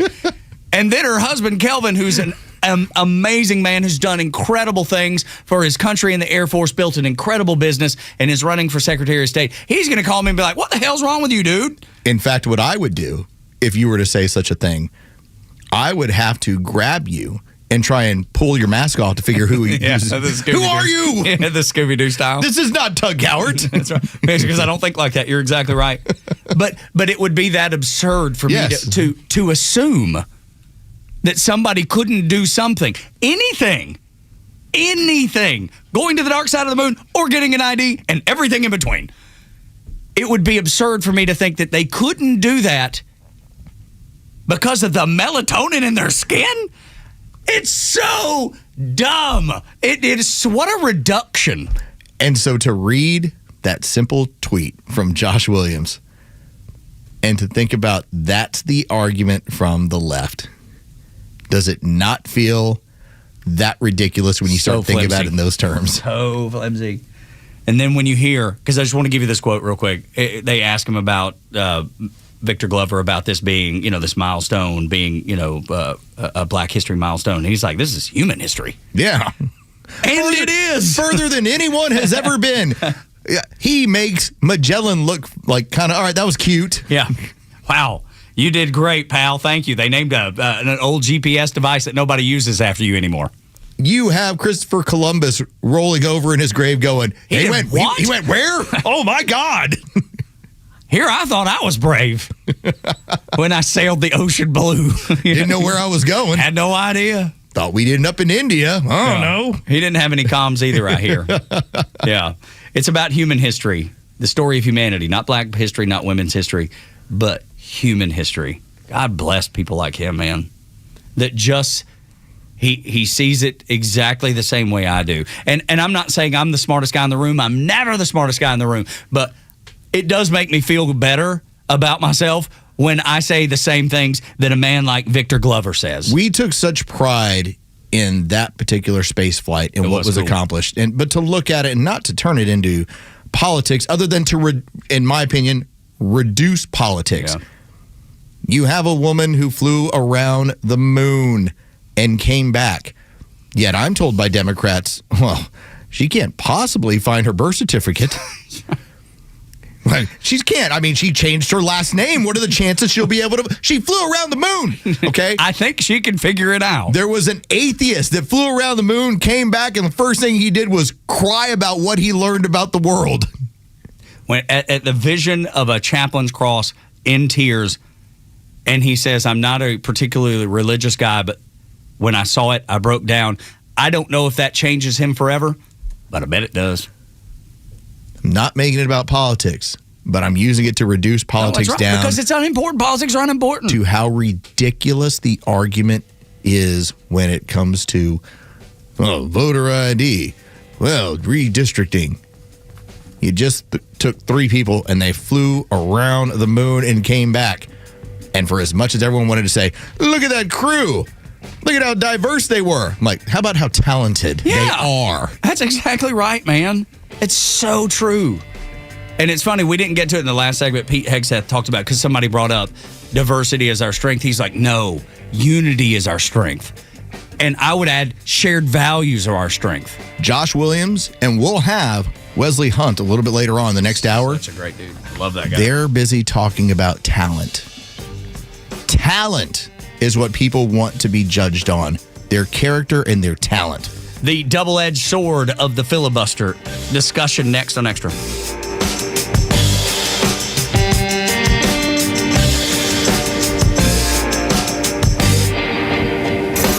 It's time for the Bortz Report, exclusively on Atlanta's only conservative news and talk station, Extra 106.3. Ann Arbor, Michigan. Have you seen what they're doing up there? They had signs in neighborhoods in Ann Arbor saying Crime Watch or Neighborhood Crime Watch. Ooh, but now they've been removed, all 600 of them. Why? Well, the city said removing the signs aligns the city's environment with its commitment to inclusive, evidence-based public safety. The mayor said neighborhood watch signs are expressions of exclusion. Okay, you know what's going on there. $18,000 to remove the signs. Now, what is wrong? Well, anybody in this country with a room temperature IQ who pays attention knows that minority neighborhoods have higher crime rates in general, especially black neighborhoods. So without saying it, the leftist nut jobs in Ann Arbor, Michigan were afraid that residents in Crime Watch neighborhoods would feel stigmatized, picked on, and discriminated against. You know, there are rules that real estate agents have to follow. These jurisdictions, real estate agents have to be very careful about indicating to a potential buyer that one neighborhood might have more crime than another. Some states have codes that say including crime history in your sales pitch could be stigmatizing. This is all in pursuit of fair housing. We're getting there, folks. If somebody wants to buy a house in a certain neighborhood and a real estate agent knows damn well that that neighborhood is dangerous, they can't tell their client. That would be exclusionary. That would be, dare we say it, racist. The data's out there, folks. Look it up on your own. For instance, don't buy in neighborhoods with Section 8 housing. But anyway, here's one thing to go by. Your own eyes. If you see burglar bars on doors and windows, they are not there to keep the police out. Okay, I got another tea time. Neil Bortz, Extra 106.3. WFOM and W292 EV Marietta, a Dickey broadcasting station. The 8 a.m. hour is brought to you by Central Heating and Air. Gas keeps going up. I'm Chris Foster at Fox News. The nationwide average price of a gallon of regular is $4.39 today, according to AAA, up 9 cents a gallon overnight, 33 cents higher than a week ago. The gas will go down as soon as the war's over. President Trump says no one except him and a few other people know the status of talks with Iran as he considers new military options there. And Iran's blockade of the Strait of Hormuz and the U.S. blockade of Iranian ports have held, despite a ceasefire announced 24 days ago. The U.S. Military Central Command says it has turned away 44 vessels while enforcing the blockade. Other ships remain stuck pierside in Iranian ports. And after President Trump was briefed on additional military options he could take by the CENTCOM commander, Admiral Brad Cooper, the president can choose to end the ceasefire if he wants to. Fox's Lucas Tomlinson. 76-day partial government shutdown over Homeland Security funding is over. After sitting on it for weeks, the House passed the Senate DHS funding bill, which funds all of DHS except for ICE and CBP. Republicans will instead fund those two agencies in a 3-year budget reconciliation bill, which allows them to bypass Democrats. President Trump wants that bill on his desk by June 1st. It's Fox's Bill Mallusion at the Capitol. It is May Day, an annual day of protest worldwide and in the U.S. On the website, May Day Strong, organizers are calling for no work, no school, no shopping as a way to show their societal and economic strength. Organizers say they expect about 3,000 actions across the country with rallies and marches using the motto, workers over billionaires. They also say they want an end to ICE and to war. It's Fox's Joe Nato. Kentucky State Police say the FBI now has someone in custody in connection with the fatal shootings of 2 bank employees during a robbery in Berea yesterday. America's listening to Fox News. Now, this 25th anniversary of 9/11, the Tunnel to Towers Foundation remains committed to honoring the heroes shaped by that day. Heroes like NYPD Detective Victor Vargas, a U.S. Air Force veteran who died from pancreatic cancer after serving in the World Trade Center recovery efforts. Tunnel to Towers honored Detective Vargas by paying off the family's mortgage. You can donate $11 a month, and you can amplify your impact with a car or land donation. Go to their website, the letter T, the number 2, the letter T.org. Life is full of challenges, but you don't have to face them alone.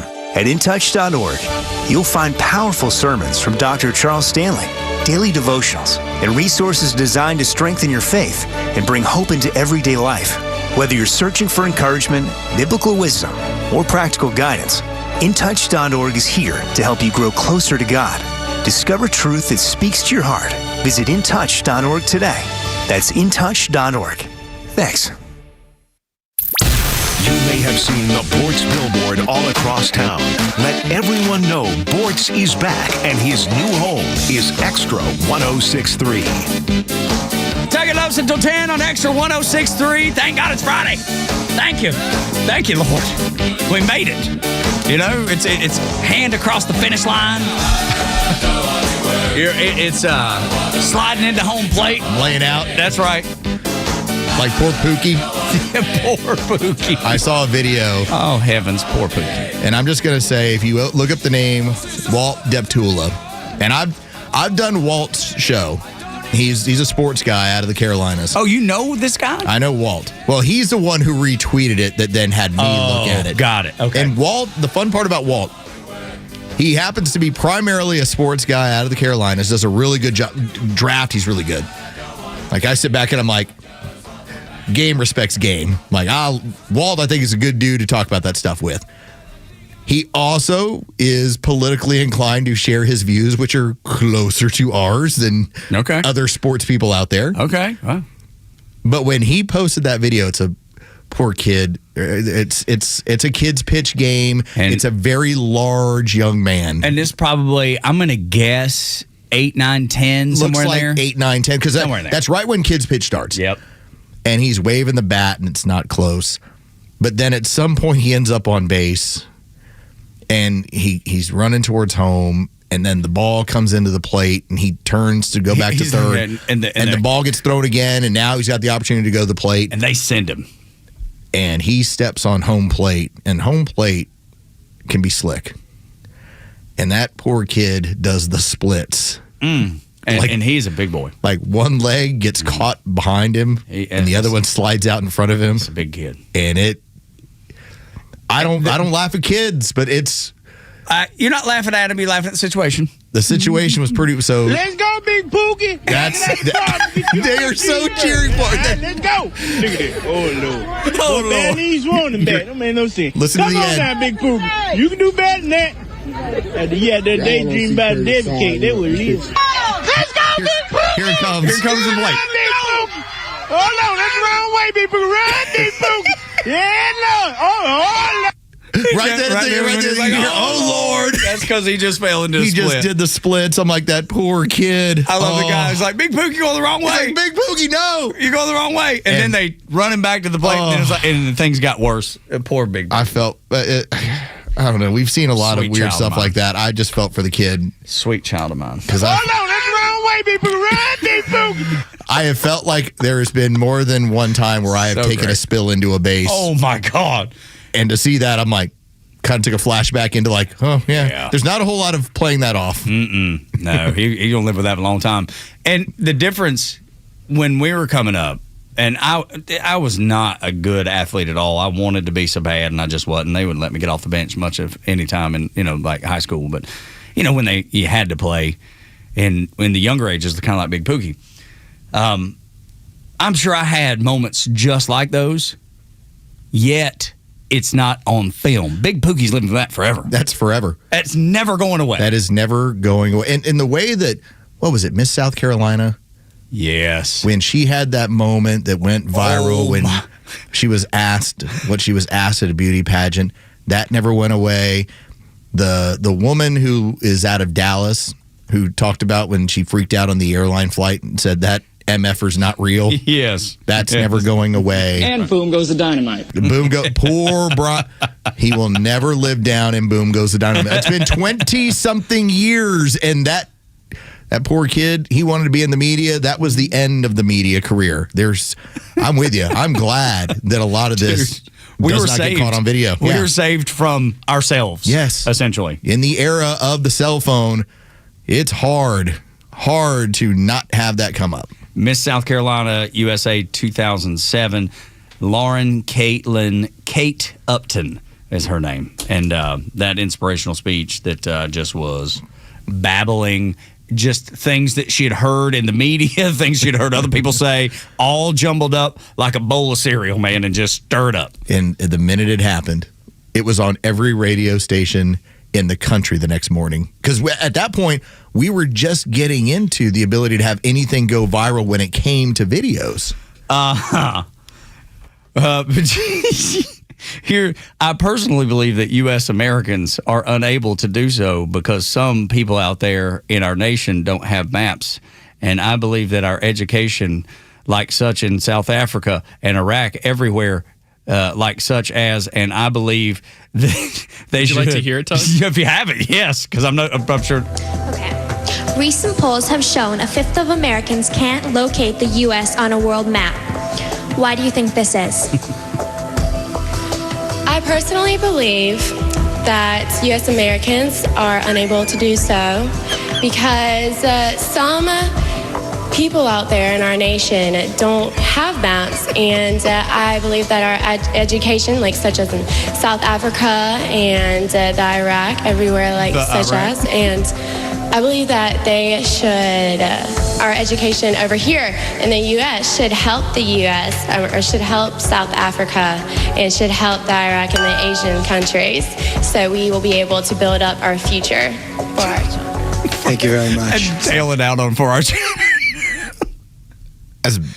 That's never going away. Never going away. She's got that one forever. It's never going away. Lovely young lady, and I bet if she's a very smart young lady. I'm sure at this point she's in her 40s and she's got a few kids, and at some point, now it's one thing if you happen to be involved in, let's say, I don't know, you had a film career that you're less than proud of, and your kids find it. Okay, that's embarrassing. What if you didn't have anything like that, and yet your kids still find something that is really embarrassing? Like, you have to basically just own it, right? Yes, absolutely. Dude, I was nervous. I was nervous. I had no idea. I was in a pageant on like national television. I panicked. She's now 36, lives in Arizona with her family, works as a real estate agent. Caitlin Upton. So she stayed in the map business, kind of. She kind of did, yes. Bryce I bet did. she thinks things are left of wherever. Yeah. I bet she does. No, you just go left of Scottsdale. You'll find it. So she was 17 when that happened. Okay, I thought she was in her 20s. I thought so too. Yeah, 17. I guess it was Miss Teen, Miss South Carolina Teen USA is what it was. But that's a tough question for a 17-year-old. My goodness. Well, I mean, yeah, I just think when people get put on the spot, man, they panic. You see, even, and this is going to, in a different direction altogether, I think people get, car wrecks happen because they see a situation and they freeze and they panic and they do the wrong thing. I think it happens with regularity. She married and later divorced.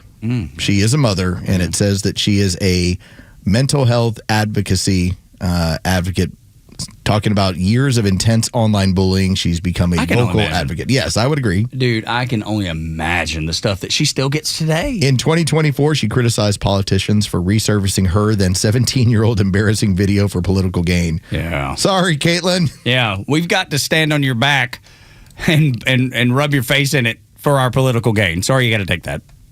Yeah, she was married to Charlie McNeil for what looks like about 3 years, and they had 2 children. Wow. So. But hey, she went to App State. Looks like she finished up, her degree. And, all things considered. Yeah, there you go. Still a pretty lady with a nice family. For sure. And has done just fine, it sounds like. But it's never going away. Just like Big Pookie. It's just never going away. Never going away. Poor Big Pookie and Caitlin. It's like a scar. It's just never going away. It's just with you for the duration. And then let's go, Big Pookie. It's the greatest. Look it up. You'll love it. Apparently, she got upset because J.D. Vance made a comment about Kamala Harris and referenced her as in a response. Oh, I didn't hear that. I don't remember that. So it says, comments by J.D. Vance says, in 2024, in anticipation of a CNN interview with presidential candidate Kamala Harris, Republican vice presidential candidate J.D. Vance posted a video of Upton giving the infamous answer about maps and caption, breaking, I've gotten a hold of the full Kamala Harris CNN interview. He ain't wrong. That's funny. It's awful, but he ain't wrong. That's funny. It is really funny. And for those of us of that age, and JD Vance is right there with us, we all remember it. Absolutely right. And it's never going away. Because you keep it, and it's never going away. That's never going to change. It's never going to change. And the dude with the, that you played earlier, that the poor sportscaster's never going away. I just can't imagine having something like that out there and having to deal with it all the time. And somebody she's probably showing somebody a really nice home, and they just, they're doing a real quick search on the realtor, make sure they got the right realtor. They show up at the house and they're like, well, hang on. Were you in a pageant before? You don't want to be held accountable for stuff you said and did at 17. Of course not. That's the unfair part about all of it. No, it totally is. Completely unfair. But you know what happens? It has to happen. Because all you have to do is Google her name. We will be able to build up our future for our children. Tailing out on for our children. I was approached at one point about political office, and I made the point to them, you don't have to go very far back to find bits and segments and silly stuff I've done in sports radio that would totally cancel me out. Now, it's not the same. No, it was in front of a national audience. But if you're trying to hold me accountable for jokes I was doing at 23? Yeah. No, because I think it's so different in the fact that you can say, I was tasked to do that. That was the role that I held. Go find the most absurd thing, put it on the radio, and make people laugh at it. Well, Tug, the Nazis were just doing their jobs, too. That's what they said. I know, right? I was just doing my job. Yeah, that's right. That's for them. That's exactly right. So crazy. I know it's not an excuse. The Nazis used it. I know. Oh, my God. So it's so awful. I was just doing what I was told. Yeah. And many of them have been held to account. That's right. And still searching for them. But I do think it's totally different than what you did and what she did. Anyway. 8 o'clock hour brought to you by Central Heating and Air Conditioning, your Atlanta carrier expert. 770-GET-HEAT, centralheat.com. Let's do the first thing to know this morning. And I want my scouts. Way out west, there's a show, the Morning Xtra, the Morning Xtra.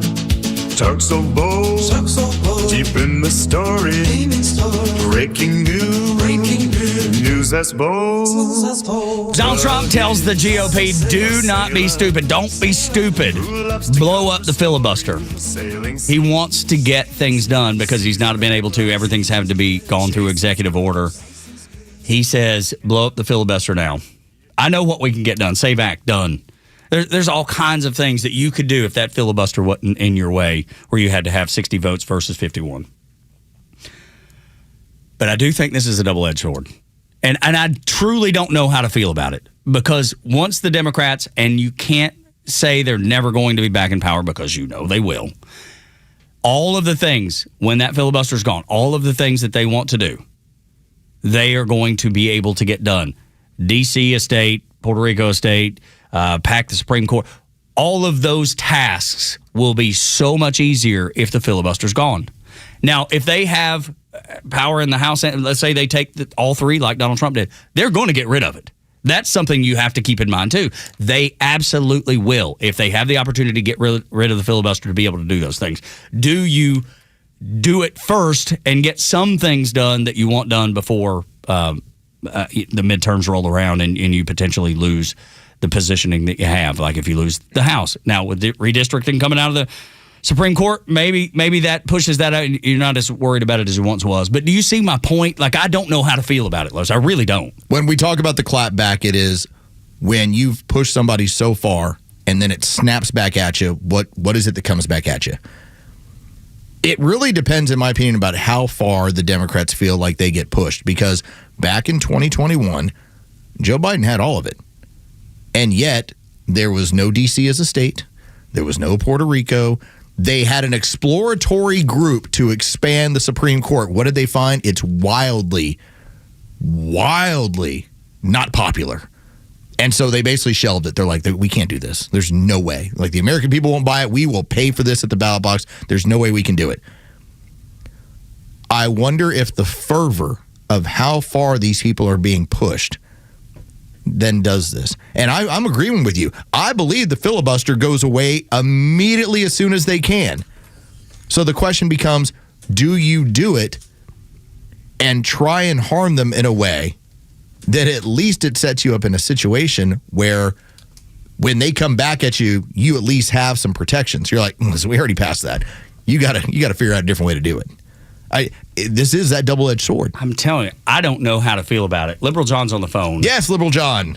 And he says, let Trump get rid of the filibuster. It'd be such a win for Democrats. I wonder about that, too. I think you're probably right about that, John. Absolutely. Welcome to the show. Thank you for checking it out, and thank you for being here. What's on your mind?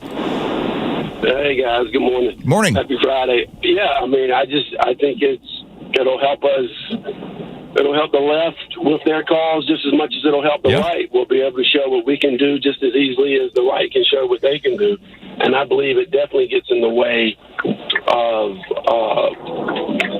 when Democrats or left-leaning candidates are in power. So I think you're 100% right. I would love for him to get rid of this. Dude, I'm with you, man. What do you think by getting rid of it that Trump could do that you wouldn't like? Other than maybe because the SAVE Act is the obvious one. Is there anything else out there that you're concerned with that if they got rid of it that Trump would do? I'm not for sure of what his agenda is with it once it's done, but I do think that we're going to be back in power. I agree. At some point. The midterms and everything. So I just see things turning back left. I just don't think the nation is happy with what's going on. And I think it's obvious in all the special elections as well. And I would just love for this not to be in our way when we get back in power. There you go. Liberal John on the show. This is the thing I love talking to him, because he gives us the other side of the coin, and that's the side that I'm looking at the same one he is. The issue, in my opinion, is they'll try and get rid of it anyway. No, I know they will. I absolutely know they will. So that's always the argument of we'll get rid of it first. But there is the protection of 60 votes. And they're not going to have 60. And I see conservatives all the time talking about it. Get rid of it, get rid of it, get rid of it. And I'm just not convinced it's the right thing to do. Because if you then reduce everything, because this is the way it's turning into, everything has to go through reconciliation, which is 50 plus 1. At that point, you strip out a lot of teeth of what people are trying to do. Yeah, you can decide on spending issues, but in issues of law, it can't possibly go through reconciliation. So that is the protection of the filibuster. And I think that's the reason why, knowing that the other side wants it so incredibly badly, it's the reason why you do everything, in my opinion, to make sure that you hold on to it. I have been all about knowing they'll try and get rid of it. They'll try and get rid of it the entire time. The problem is, in my opinion, for those of you that pay attention to this stuff, I think getting rid of the filibuster becomes a political hot potato where you don't want to be the one to do it. I agree, dude. I don't think it'll help you. Like, as much you want to do it, I think it damages you long term. So too, dude. Because I'm like, I tend to be like, hey, let's think about this a while. On every decision in life, I mean, it could come down to buying a car for our family. I'm like, hang on, let's think about this. Let's always go through every step, every scenario. Maybe I'm too careful. But in this instance, I feel like being careful is the wise way of going. And Liberal John has echoed the point. He's like, I hope y'all do it. That way I don't have to. And then I just use it. I look at it like this. I would make this comparison. Imagine you're holding on to 2 grenades. One is the legislation you want to get through that you want to hit the Republicans with. One of them is the filibuster. Whoever decides to kill the filibuster, what you're doing is you're pulling both pins, one to throw at your opponent, the other one to put at your feet. Dude, yeah. I was like, you'll get through what you want to get through, but your leg's gone. Yeah, that's right. And so that to me is the reason why I've been so hesitant. No, the argument's legitimate. The Democrats will try and get rid of it immediately. Absolutely. 100%. But I'm saying whoever does it is going to suffer the political pain of it. If you're doing it, it's got to be for something pretty worth it. Quickly, David on the phone, 404-741-1230. David, what's up? Well, you guys got to remember something. The Democrats have already done it before under Harry Reid. Nuclear option? Yep. And it didn't hurt them. Yeah. Look, I just getting right. I just don't know because the nuclear option. I get all that, but the thing that when you go to 51, just straight 50 plus 1 on everything. I just see lots of negative things coming our way, David. Here's the upshot. If they get rid of it and they pass all the things that should be passed, it'll be very hard for the Democrats to win because you pass the SAVE Act, you're going to get rid of a lot of voter fraud. You have the Supreme Court saying racial redistricting is against the law. So they're really already taking steps. And so you think I'm being too... I think you're being overcautious. David, I want to ask you a question real quick because I think you and I are of the same opinion on this matter. I'm the one who's just trying to throw up some of the guardrails. Here's my question to you. If you do it, do you really think we can get all these spineless establishment Republicans to then vote the way we're talking about? That is and thank you. that David, you and I'm like we're all like, we removed the guardrails, and suddenly they're like, nope, I don't have the cover of this any longer. No spine. I'm not going to do anything. David, go ahead. But final thought. Here's the caveat. If you get rid of the filibuster, you only need 51, and you get rid of, you don't need some of these spineless Republicans. That's the upshot. Okay. I'm with you. Thank you for the call, David. It's just, of my opinion, you have far too many of them that are the spineless Republicans. I'm telling you, absolutely right. That is my cautionary tale of, we think to ourselves, look, well, then Thune's going to be able to get this thing done. Is Thune going to do anything? I don't think they want to. I'm not convinced they don't want have to do an anything. interest in it. In the same way, and David, thank you for the call, but here's what I keep going John back too. to. Thank you. Yeah, and thank you, John. Here's what I keep going back to. The Republican Party doesn't want to kill their buddies. The establishment doesn't want to kill their buddies, the Democrats. What they want to do is put forth the, hey, we're the opposition. We're trying to fight against them. No, they're all in it together. And so as much as we're talking about the SAVE Act or all the damage it'll do to Democrats, and it's supposed to, that's what it's designed to do. The establishment Republicans don't want that damage to be done to Democrats. They do not. They need them. They are buddies in this. They are a friendly opposition to one another as they chop up the country to divide it amongst each other. 8 o'clock hours brought to you by Central Heating and Air Conditioning, your Atlanta carrier expert, 770-GET-HEAT, centralheat.com. Headlines, and the American people choose who's best for the position, a representative says, and I think he's exactly right. Next on Extra. You've been warned. If the Dems win the midterms, the border opens back up. Impeachment comes down, and you get more riots in the streets. Now's the time to hunker down and vote red. Count on Extra 106.3 to bring you the stories that matter from the most trusted voices in the country. Proud to be Atlanta's only conservative news and talk station. Extra 106.3 FM and the Extra app. For a lot of drivers, the question isn't, should I buy a Toyota? It's, where should I buy it? Because the dealership matters long after the paperwork is signed. My good friends at Marietta Toyota, well, they've built their reputation the right way. Trust, consistency, and of course, most importantly, taking care of the neighbors and customers for over 50 years, proudly serving the Marietta area since 1975. You get real selection, straightforward answers, and a team that respects your time. Here's the difference most dealerships don't include. Every new Toyota comes with our nationwide lifetime powertrain warranty. That's valid for unlimited time and unlimited mileage for as long as you own your Toyota. That's long-term confidence backed by Toyota quality and supported by a full team here after the sale with service and genuine Toyota parts on Cobb Parkway South. It's time for you to visit Marietta Toyota on Cobb Parkway South, about 3 miles north of Truist Park. Marietta Toyota. We've been here, and we'll be here for you. Nationwide lifetime powertrain warranty included with every new Toyota purchase. See dealer for coverage details, exclusions, and requirements. Next week on the Morning Extra, it is Candidate Week. Tuesday, me and Front Office Los welcome Greg Dolezal, candidate for Lieutenant Governor, will sit down with us in studio at 8 a.m. Wednesday, gubernatorial candidate Burt Jones sits down with the Morning Extra at 7:25.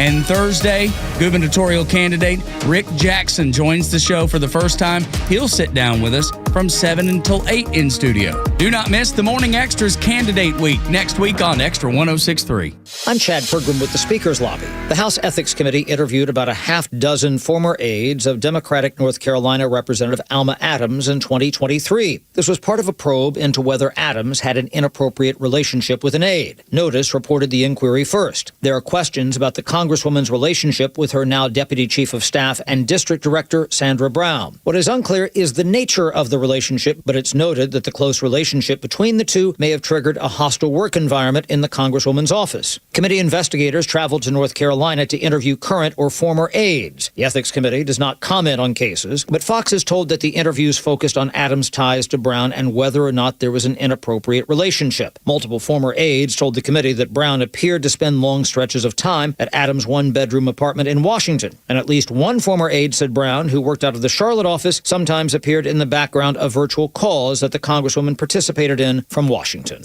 With the Speaker's Lobby, Chad Pergram, Fox News. The stories that matter to you.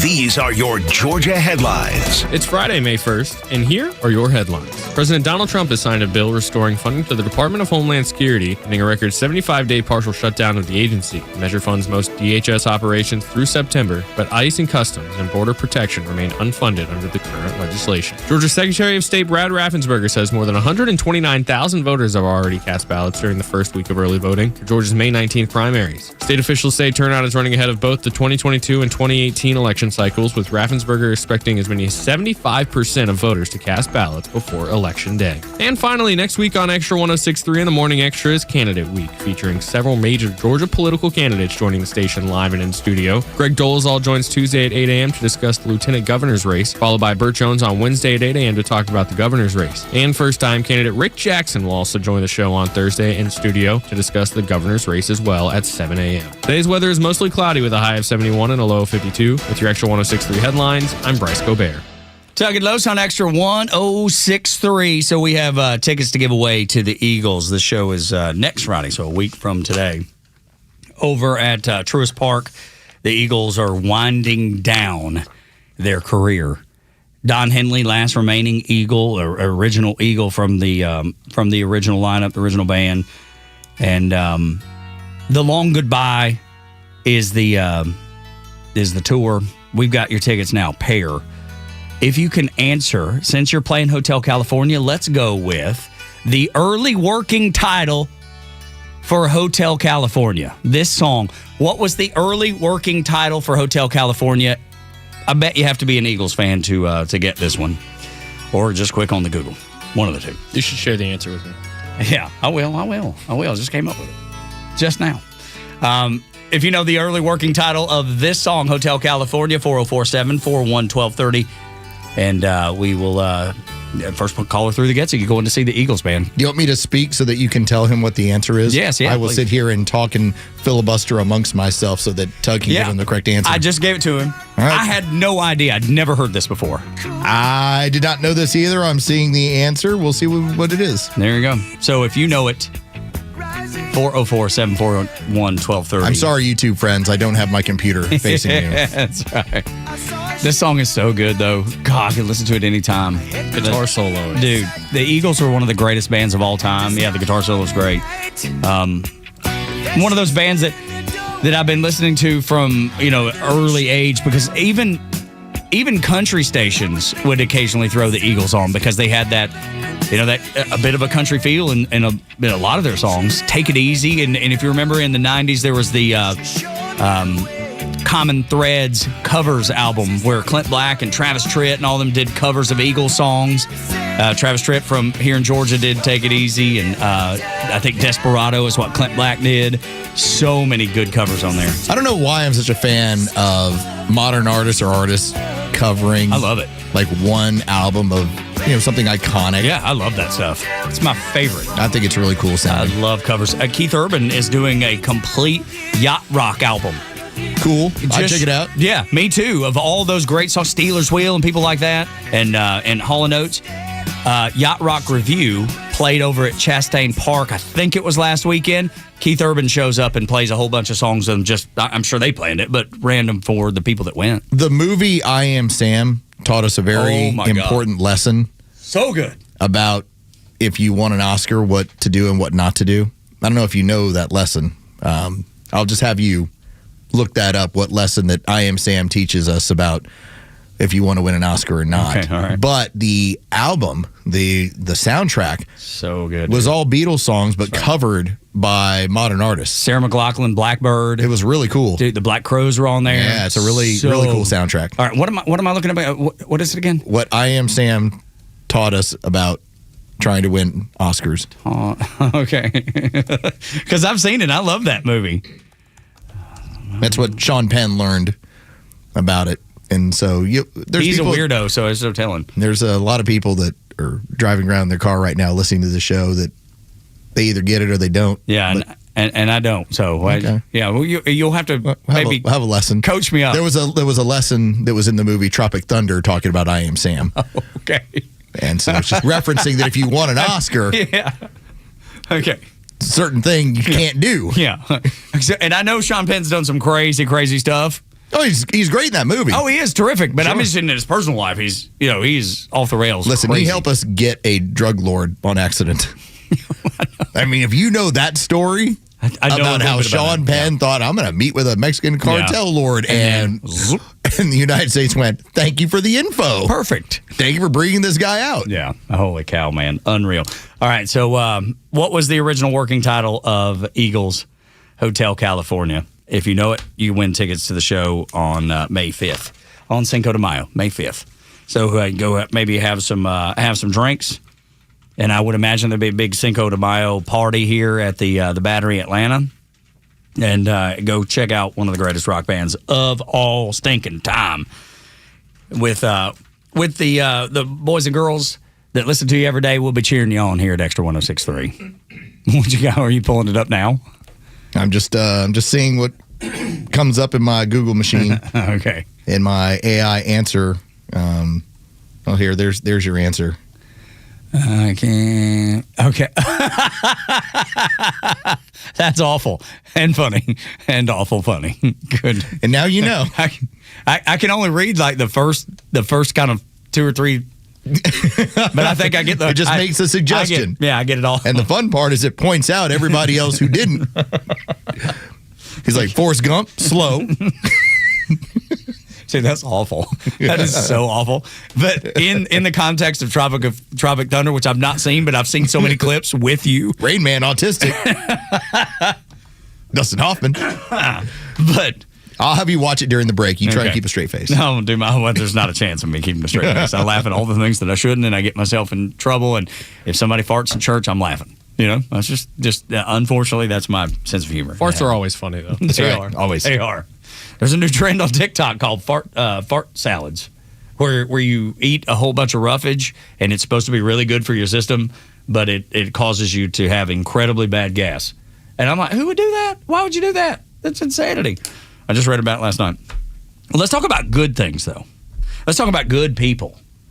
And I think, Los, there is a guy in Wesley Hunt that I can stand behind, I support. I like his point of view. I like pretty much everything about him. He reminds me a little bit of the guy that's running for office in Ohio that we talked about earlier, Representative Williams. Well, I think, and I have pointed out, that it should be about your talent, your content of character, and that is the overarching goal. That is the reason why you had the Supreme Court Rule 6-3 on Louisiana versus Calais. That your representation should not be based on, let's create majority-minority districts and then pander to them with representatives that either look like them or just say, I'm only helping you. It should be about the entirety of your district. And so the people that are especially having a problem with this, and I firmly back them on it, are those minorities that are already representing majority white districts in Congress. And because if you're a Democrat happening to do so, I think you should be just as upset as a Republican. Like, listen, I got elected in an all-white district or a majority white district. Why do you think that happened? You think it was because of white guilt? No, you were probably the best person for the job. best person for that job. I don't care if you got it in blue or red, either one. You were the best person for that job. So here is Wesley Hunt being asked this identical question, and here's his response. There's been a lot of talk how there won't be any black Republican members in the new term. Yeah. What do you make of that? Nothing. I don't understand how that's relevant. Is it a problem with recruitment? Or I don't think it's a problem with anything. I'm not here because I'm black. I am here because I'm qualified representative for Congressional District 38, and the American people choose who they want to choose. Yeah. And the one thing I don't want to get into is this game of race bait all day, every day. If there's 4, if there's 10, if there's none, what we are talking about is who is the best person that is best qualified to fill a seat regardless of the way that they look. And I tell people this all the time till I'm blue in the face. I represent a white majority district that President Trump would have won by over 20 points, and I won by 25 points the last time I ran. I'm being judged not by the color of my skin, but by the content of my character. I don't care how many black people are here. I want the most qualified people that are here. He's a Republican out of the state of Texas. Dude, so talking about flipping them on their head, though. Yeah, it's like I won by more than Trump won. It's because I do a good job for my district, and my district continues to look at me as the representative, my talent, and my content and my character. I just can't imagine it looking at anybody any other way. And the first thing that I would gravitate to, if I were living in his district, first thing I would gravitate to is the fact that he was an Army officer, right? That means something to me. So automatically, out of the gate, I'm like, I can relate to that guy. Me and that guy got something in common. Now, if you turn on the mainstream media now, we're not supposed to have anything in common, of course, right? It's just so silly that we wouldn't have anything in common because of the color of our skin. It's just so ridiculous. I love his answer, and I agree with his answer. I think he's dead on. So let's fast forward to CNN, and the numbers are what they are. We have the largest amount of minority representation, not just black, minority representation in Congress. And it all depends on the side, because the Democrats aren't able to say Wesley Hunt is not black. They'll try. But like at one point, their big fight against Anna Paulina Luna, they're like, you can't possibly be that Mexican. Look it up. What does that even mean? Yeah, look it up. They had an article about it. They're and she's like, this is who my parents are. Yeah. But I mean, remember, they're checking these racial boxes. I know. And the fact that Florida elected this person, well, I thought we were the only ones with Latinas. We got AOC. He's like, right. How about Anna Paulina Luna? Yeah, right. Well, so, and I'll take Anna every day. Twice. But here is Scott Jennings when the panel at CNN brings up this silliness, and he points out the numbers.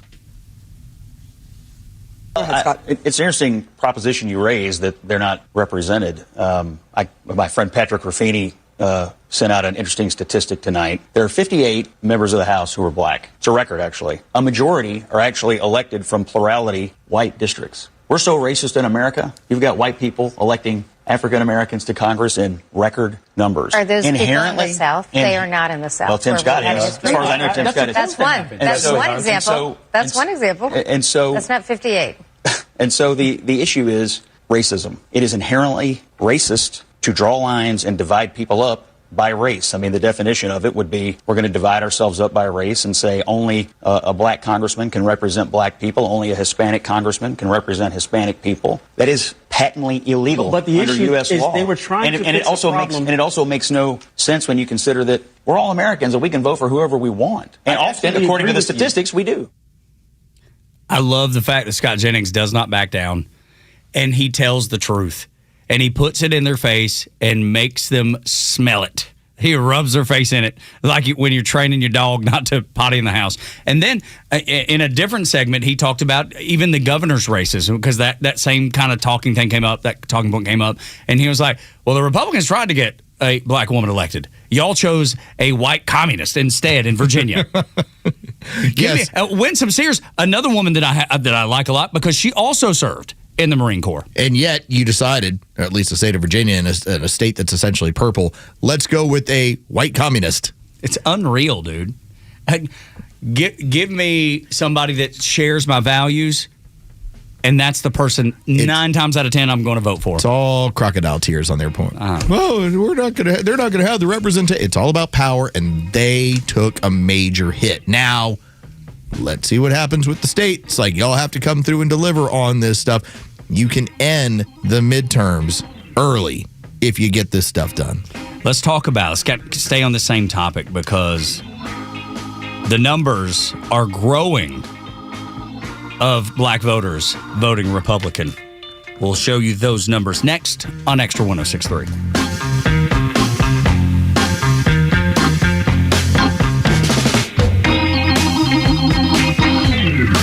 Extra 106.3 Sports, powered by 680 The Fan. Good morning. Here are your sports headlines for Friday, May 1st. The Atlanta Braves are on the road as they open up a weekend series in Denver, Colorado tonight against the Rockies. The Braves open up play to start the month of May with the best record in baseball and a 6.5 game lead in the NL East. It'll be Grant Holmes on the mound against Jose Quintana. First pitch is set for 8:40 tonight. You can hear all the action on our sister station, 680 The Fan, and free on the Fan app. The Atlanta Hawks, their season is now over as they dropped Game 6 in Atlanta to the New York Knicks in epic blowout fashion, 140-89. The Hawks had a halftime deficit that was the largest in NBA playoff history. With your sports headlines, I'm Carlos Medina.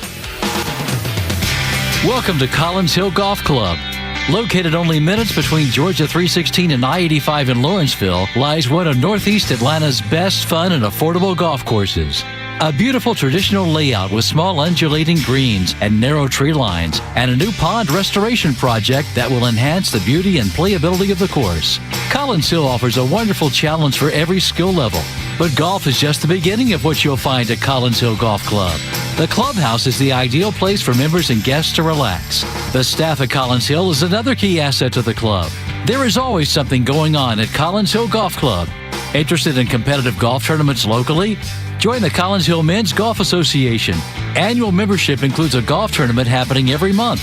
Visit collinshillgolf.com for information. That's collinshillgolf.com.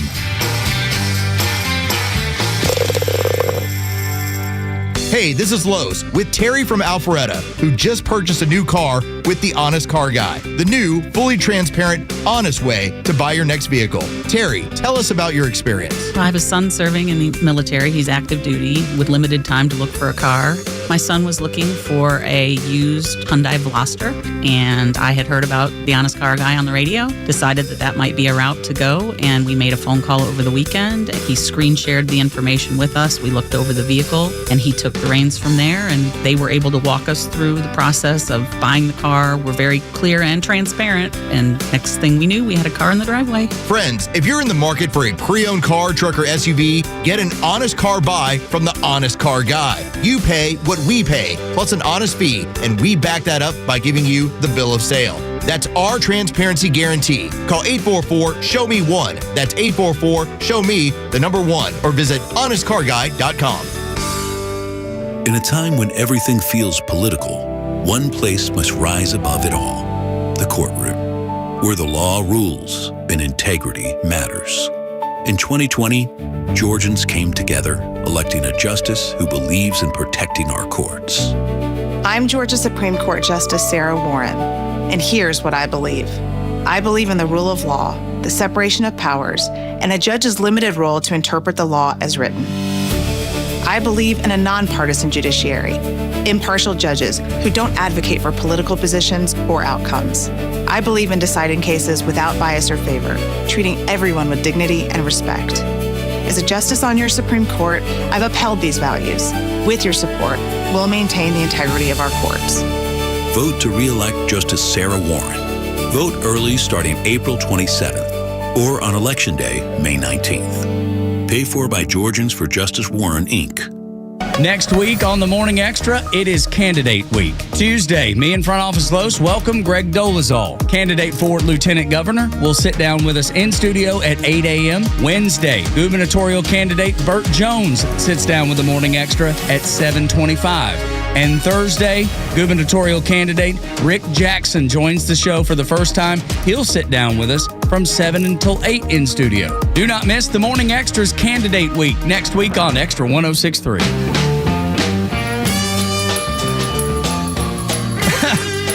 Oh, my heavens. Tug and Los until 10 here on Extra 106.3. And just watched a clip of we paid off, at least in the studio, there was a payoff for the discussion we had in the beginning of the last segment. From Tropic Thunder. And I Am Sam. There is a discussion of why you don't act like Sean Penn did in I Am Sam. Because you go home empty-handed. Because you'll go home from the academy empty-handed. And it explains why. By the way, that's also Robert Downey Jr. explaining that in blackface. That's right. Because he's an Australian actor who's... Yeah. That movie's great. That movie's so great. Oh, my gosh. So much that's awesome in that thing. Just because none of it should be allowed, It right? mocks Hollywood. It mocks so much of Hollywood. Totally mocks Hollywood, which is why it's so good. Oh, my heavens. Luann was the winner of our Eagles tickets. All right, Luann. We threw out the question, what was the working title for Eagles Hotel California? And she knew that it was Mexican Reggae. Given that name by Don Felder. Luann, teacher, she's taken her husband, never seen them. She's from Brookhaven, been a fan since she was a kid. Luann, you're going to see the Eagles, courtesy of Extra 106.3. Good for you, So Luann. awesome, man. I love taking care of people. I love hooking people up. That's if there's one thing that I love most about this job, that's it. Just and if things don't work out between now and then with your husband, Tug will go with you. If I mean, I don't know how long y'all been married. I just celebrated 25 years, but maybe it goes down the drain this weekend. Who knows? Has she slipped back down? He wants to go. Don't ask that about your wife. You see her all the time. Y'all gonna get me in trouble. That's going to come back and get me one day. Wait, can you play that drop one more time? Because that's a. Has she slipped back down? That's never gonna. I'm never gonna live that down. I should not have said that. I don't even remember the context. But you keep talking about women that way. Luann is gonna disinvite you. That's right. That's absolutely right. The hell did you say? Terrible, terrible, awful, funny, and terrible all at the same time. If it can be all those things. I just love that Bryce has been sitting there all day waiting for some woman's voice or some reference to somebody, and he's like, I'm going to hit it. No, I haven't been waiting. Yes, you have. It's just, I see it in your eyes. I know you have. You're trying to paint me as a bad man, as a terrible bad man, as a terrible person. You painted yourself, sir. Someone is incapable of love. That's what you're trying to do, Bryce. I'm incapable of love. I know that's I know that's what you've been doing, and I'll remember that. So your tires are gonna be flat later. Remember that too. Let's get to by the numbers. But I'll be alright as long as there's light from a math dude. Most people don't like math, they run from. So I want to bring Front Office Los in because he is the numbers guy. But when I saw this, I knew we had to play it. We had to hear from Harry Enton, and it goes hand in glove with the discussion we've been having all morning. That people like Wesley Hunt, they are elected because they are the best person for the job. You have a representative in Ohio, he's a state representative now, wants to run for U.S. representative in Ohio, and his name is Williams, last name is Williams. And when you hear those things and you know that these guys have been elected in majority white districts, you're like, okay, well, that's great. People are doing the right thing. People are electing people because they think they will represent them the best. But when the numbers came out and Harry Enton shares that Donald Trump has kept key support from black voters and that number is growing slow and steady, it is alarming to Democrats. It is alarming to people that have said minorities only vote one way. Oh, you don't understand, Tug. He's a racist. Right, and that's what they say. But listen to Harry Enton because lots of people ain't buying it anymore. Yeah, I think what we're seeing right now in the numbers is President Trump and the Republican Party are chipping away at the long-term advantage that Democrats have had with black voters, with African Americans. You can see it right here. Look, Trump's approval among African Americans at this point in term one, he was at 12%. You know, he's been losing ground with a lot of people. He's gaining ground with African Americans. He's up to 16% at this point. And you say, this isn't that big of a shift. But I will tell you, Republicans absolutely love this shift that's going on because Democrats have had such a long-term advantage. The fact that he's actually gaining ground versus where he was in term number one, this has major implications for elections down the line because Democrats, especially in a lot of these tight races, you talk about places like Georgia, right down in the South, you see this type of movement for Trump actually gaining ground. This could have major ramifications and help put Republicans over the top in a number of southern places in the midterm elections. But do you see this as part of a bigger trend? I see this as absolutely part of a bigger trend. Donald Trump's Republican Party is absolutely gaining ground, not just him gaining in terms of his approval rating, but look at the party ID margin, Kate, because this to me was absolutely stunning. Look at this party ID margin among African Americans. At this point in Trump term number one, Democrats had a 63-point advantage. That is absolutely fallen. Look at where it is now. A double-digit shift away. Democrats, of course, still have the advantage, but it's a 12-point shift to the Republican Party. That's the number. 12-point shift to the Republican Party. I think you're seeing those voters go, dude, they don't represent my values. And because that's been the thing that we've talked about most this morning. Values. That's the reason you vote for someone is they share your values. Do you want the good news or the bad news first? Start with the bad. There is no bad. Oh, let's go. I love it. The good news is that traditionally the Democrats, when it comes to national elections, have typically had about 92 to 93% of the African American vote. The black vote has gone 92 to 93% for Democrats in national elections. If Donald Trump is pumping that to 16%, and if J.D. Vance can take that and run with it, there is no way that Kamala Harris can win a national election, especially what is going on with black men. The only reason it's at 16% is because black women are still looking at the Democrat Party as some sort of help. Black men have been leaving in droves.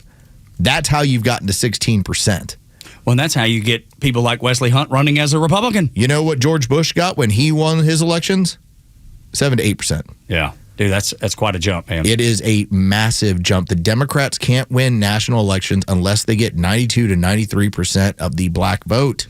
And that's also why they kicked open the door, because they see that trend too. When they kicked open the door at the border, they're like, we have to find new voters. We are losing these voters. These numbers of American black and Hispanic voters that continue to leave the party in droves, they need a new permanent underclass in order to secure votes from.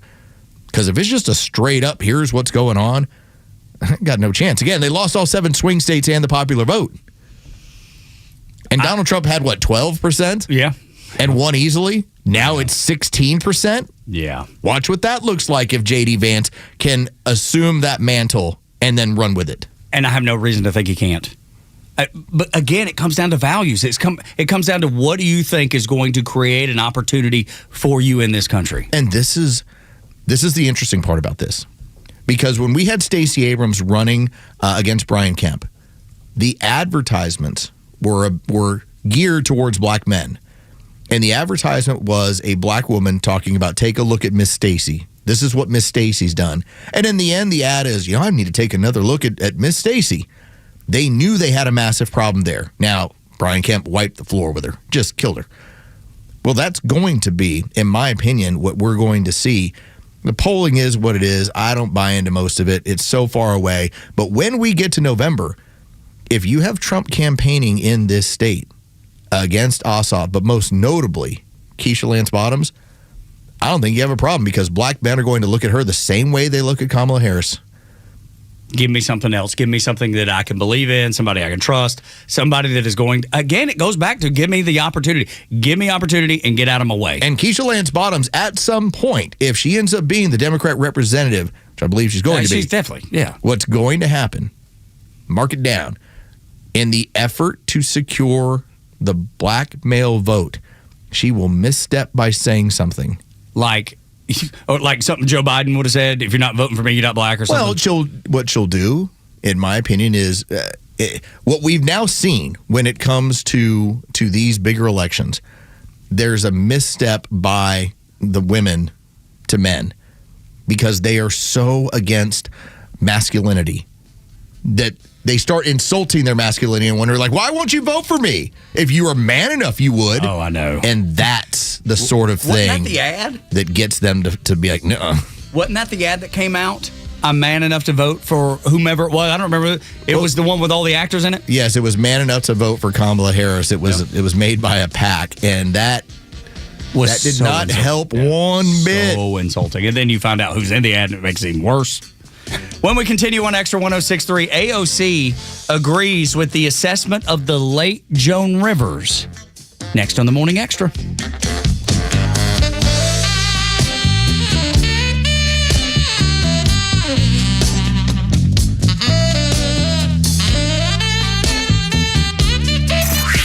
Time for the Bortz Report, exclusively on Atlanta's only conservative news and talk station, Extra 106.3. Ann Arbor, Michigan. Have you seen what they're doing up there? They had signs in neighborhoods in Ann Arbor saying Crime Watch or Neighborhood Crime Watch. Ooh, but now they've been removed, all 600 of them. Why? Well, the city said removing the signs aligns the city's environment with its commitment to inclusive, evidence-based public safety. The mayor said neighborhood watch signs are expressions of exclusion. Okay, you know what's going on there. $18,000 to remove the signs. Now, what is wrong? Well, anybody in this country with a room temperature IQ who pays attention knows that minority neighborhoods have higher crime rates in general, especially black neighborhoods. So without saying it, the leftist nut jobs in Ann Arbor, Michigan were afraid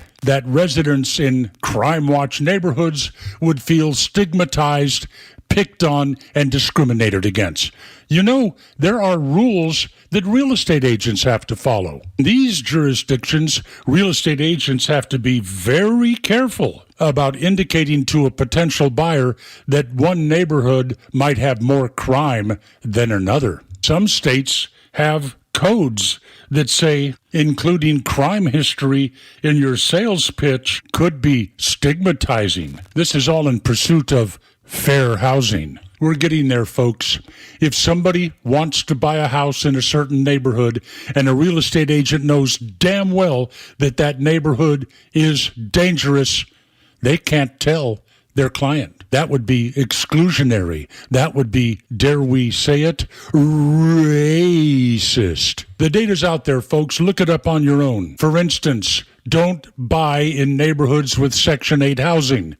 But anyway, here's one thing to go by. Your own eyes. If you see burglar bars on doors and windows, they are not there to keep the police out. Okay, I got another tea time. Neil Bortz, Extra 106.3. WFOM and W292 EV Marietta, Atlanta's only conservative news and talk station. Extra 106.3 FM. A new proposal from Iran. I'm Chris Foster. Fox News, Iran state media reports a new proposal for negotiations with the U.S. has been delivered to mediators in Pakistan. President Trump rejected the last offer for Iran to reopen the Strait of Hormuz to oil shipping traffic, but postponed nuclear talks. Oil company Chevron CEO Mike Wirth tells Fox Business tighter oil inventories driving prices up. We've got a situation where there's a bit of a stalemate, and the movements through the region are essentially stopped. I think the security risks remain high. There are certainly reports that the strait has been mined. Gas is up another 9 cents a gallon today, $4.39 on average nationwide, according to AAA. 17 cents higher than it was Wednesday. President Trump says he will probably pull American troops out of Spain and Italy, the day after saying the same about Germany over those NATO allies' opposition to the U.S.-Israeli military operation in Iran. The Justice Department's released nearly 6 minutes of video of the White House Correspondents' Dinner shooting suspect before and during the shooting.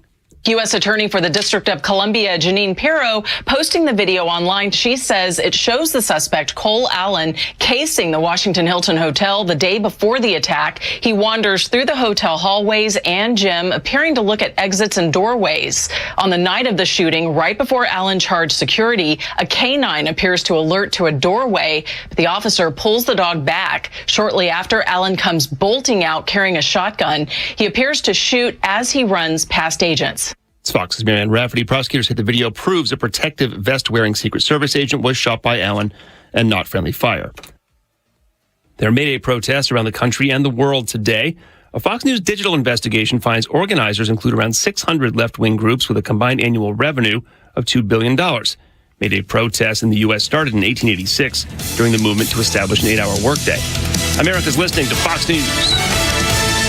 Born on America's darkest day, 9/11/01, the Tunnel to Towers Foundation has been helping American heroes ever since. Heroes like FDNY Lieutenant Edward J. McDonough Jr. McDonough served at Ground Zero. He later lost his life to a related cancer. The Tunnel to Towers Foundation was able to honor his sacrifice by paying off the family's mortgage. Donate $11 a month, and you can amplify your impact with a car or land donation. Just go to their website, the letter T, the number 2, the letter T.org. Life is full of challenges, but you don't have to face them alone. At intouch.org, you'll find powerful sermons from Dr. Charles Stanley, daily devotionals, and resources designed to strengthen your faith and bring hope into your everyday life. Whether you're searching for encouragement, biblical wisdom, or practical guidance, intouch.org is here to help you grow closer to God. Discover truth that speaks to your heart. Visit intouch.org today. Thanks.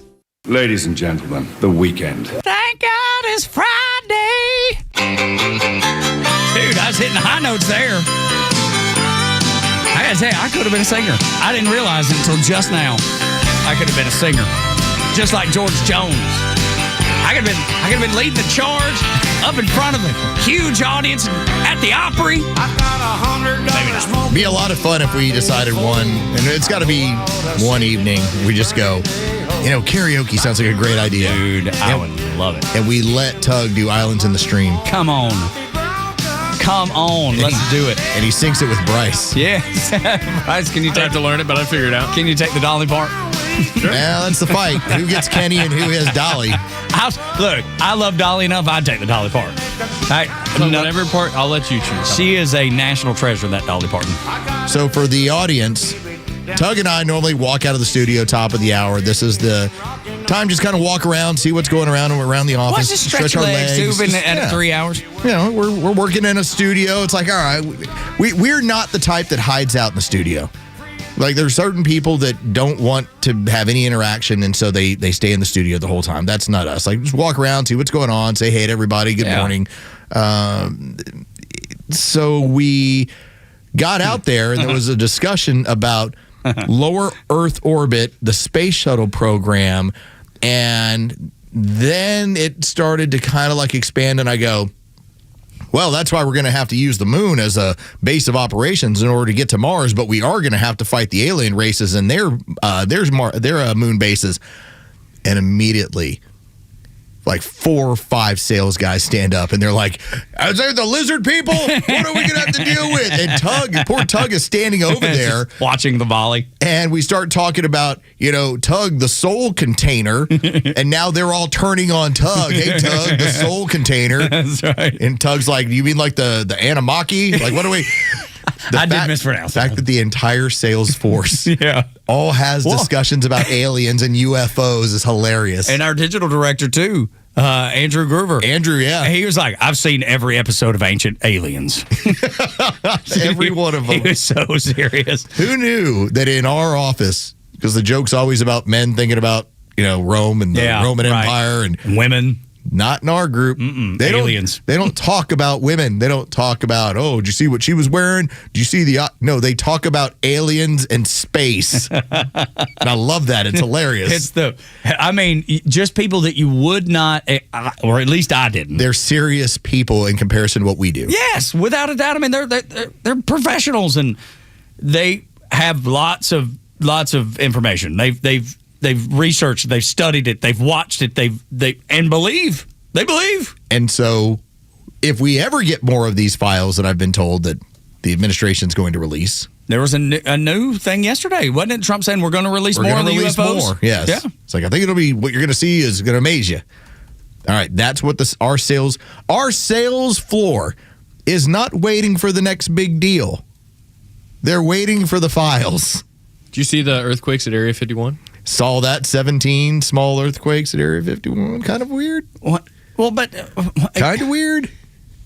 It's also out in the desert, and I mean, earthquakes happen all the time, all over the world, right? 17 of them. Yeah, well, I mean, it's a lot. I went through one like 9 months ago. Yeah. That was like the craziest thing ever. You and I were texting back and forth, like, I'm like, what was that an earthquake? It was early. It was like 8 or 9 in the morning. Yeah, it's nice and early. The fan in the room, that's the first thing. And then I felt it. I was like, oh, my heavens. And Los, not even 15 seconds after I noticed it, goes, was that an earthquake? Because as far as our coworkers, you probably live along with our operations manager, Scott McFarland, the closest to me. For sure. So that's why I was curious if somebody else had felt that, because I jumped up immediately, went to the window, looked outside, and my wife's like, what is that? I go, that's an earthquake. And it had come out of Tennessee, but we were near still Knoxville. in the epicenter. We felt that. No, it was crazy. 17 of them in the Nevada desert. Interesting. Yeah. Interesting, no doubt. I'm willing to listen. And it's not anything that I've ever discussed or talked about or kept up with or paid attention to. I've never watched Ancient Aliens, none of those. I've never done any of those things. But all of a sudden, when Donald Trump says we're going to order the DOD to begin releasing files related to UFOs and people being interested in it, Obama referenced, alien life or something else out there. It's not been that long ago that he did that. And I was kind of along the line of Trump when he said, I've never been a big believer. He said, I don't know if it's real, but he knows there are something, and they have clearly records and files and information related to this stuff. So though he may not believe in little green people with oddly shaped head and eyes, he believes in something. You know what else I believe in? What's that? Los Rios Cantina in Cumming City Center. We got a message. Stephanie says that they do have karaoke there on Fridays. Oh, my. Oh. Great food. Margaritas. That does sound. It would have to be late because I got to go to my friend John is being put into the Georgia Wrestling Hall of Fame, and I'm going to his house. They're having a cookout this evening, so I'm going over there for a while. So I'd have to do it after that. And then you come out there with your George Jones voice. Come on. He said, "I love you till I die." Just killing it. The problem when you do songs like that, and I love the song. Love the song. You can't do that one karaoke because it's putting everybody to sleep. People just look at you like, what? Well, nobody's going to do it like nobody can do it like that. Well, it's not a song you do for karaoke because it's all about having fun and everybody singing along. And yes. And maybe by the time you get to the very last verse or whatever, people will kind of jump in. But yeah, that's definitely not a karaoke. It's a bad example, but I was just trying to show off my pipes a little bit. The only thing that would be worse, in my opinion, is if you were to find a song about like losing a pet. Like Feed Jake from Pirates of the Mississippi in the 90s. We're gonna talk about this story. I'm gonna sing this song. Yeah, that's right. Absolutely. So it's 9 p.m. to 11 p.m. 9 to 11. It's kind of perfect. Cumming City Center at the... That's short for karaoke, okay. Well, but maybe. If you opened it up to all night, they'd be there all night. Because there'd be people that are just way sauced, and they would just... Well, first off, you got to have a little something in you to be ready for karaoke. I guess you're right. But when you have a bunch, you'll sing all night long. Because if you don't... Been there. Well, but if you don't, I think that's strange. Like the people that show up to karaoke because it's like, it's my night. I do karaoke. Yeah. I'm like, that's weird. That's so weird. And it's very weird. And I know a handful of those people. I'm not proud of it. You can put your hand up, Tug. No, I'm not. I swear I'm not. Is it Jeff? Is it Bill? No. Is it Sarah? I just know a couple of people that they, like it's almost a little like that's their identity. They go and I'm going to go sing karaoke tonight. I'm going to go do karaoke tonight. Like, okay, buddy. All right.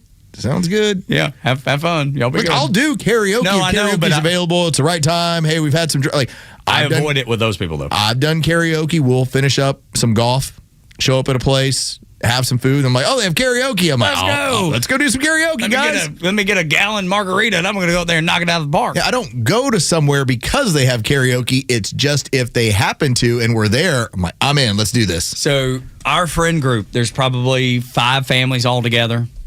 So 10 people, and then and when the kids are home, it'll happen over the summer at some point. No, definitely not. Huh? Definitely not. Why'd you play that, Bryce?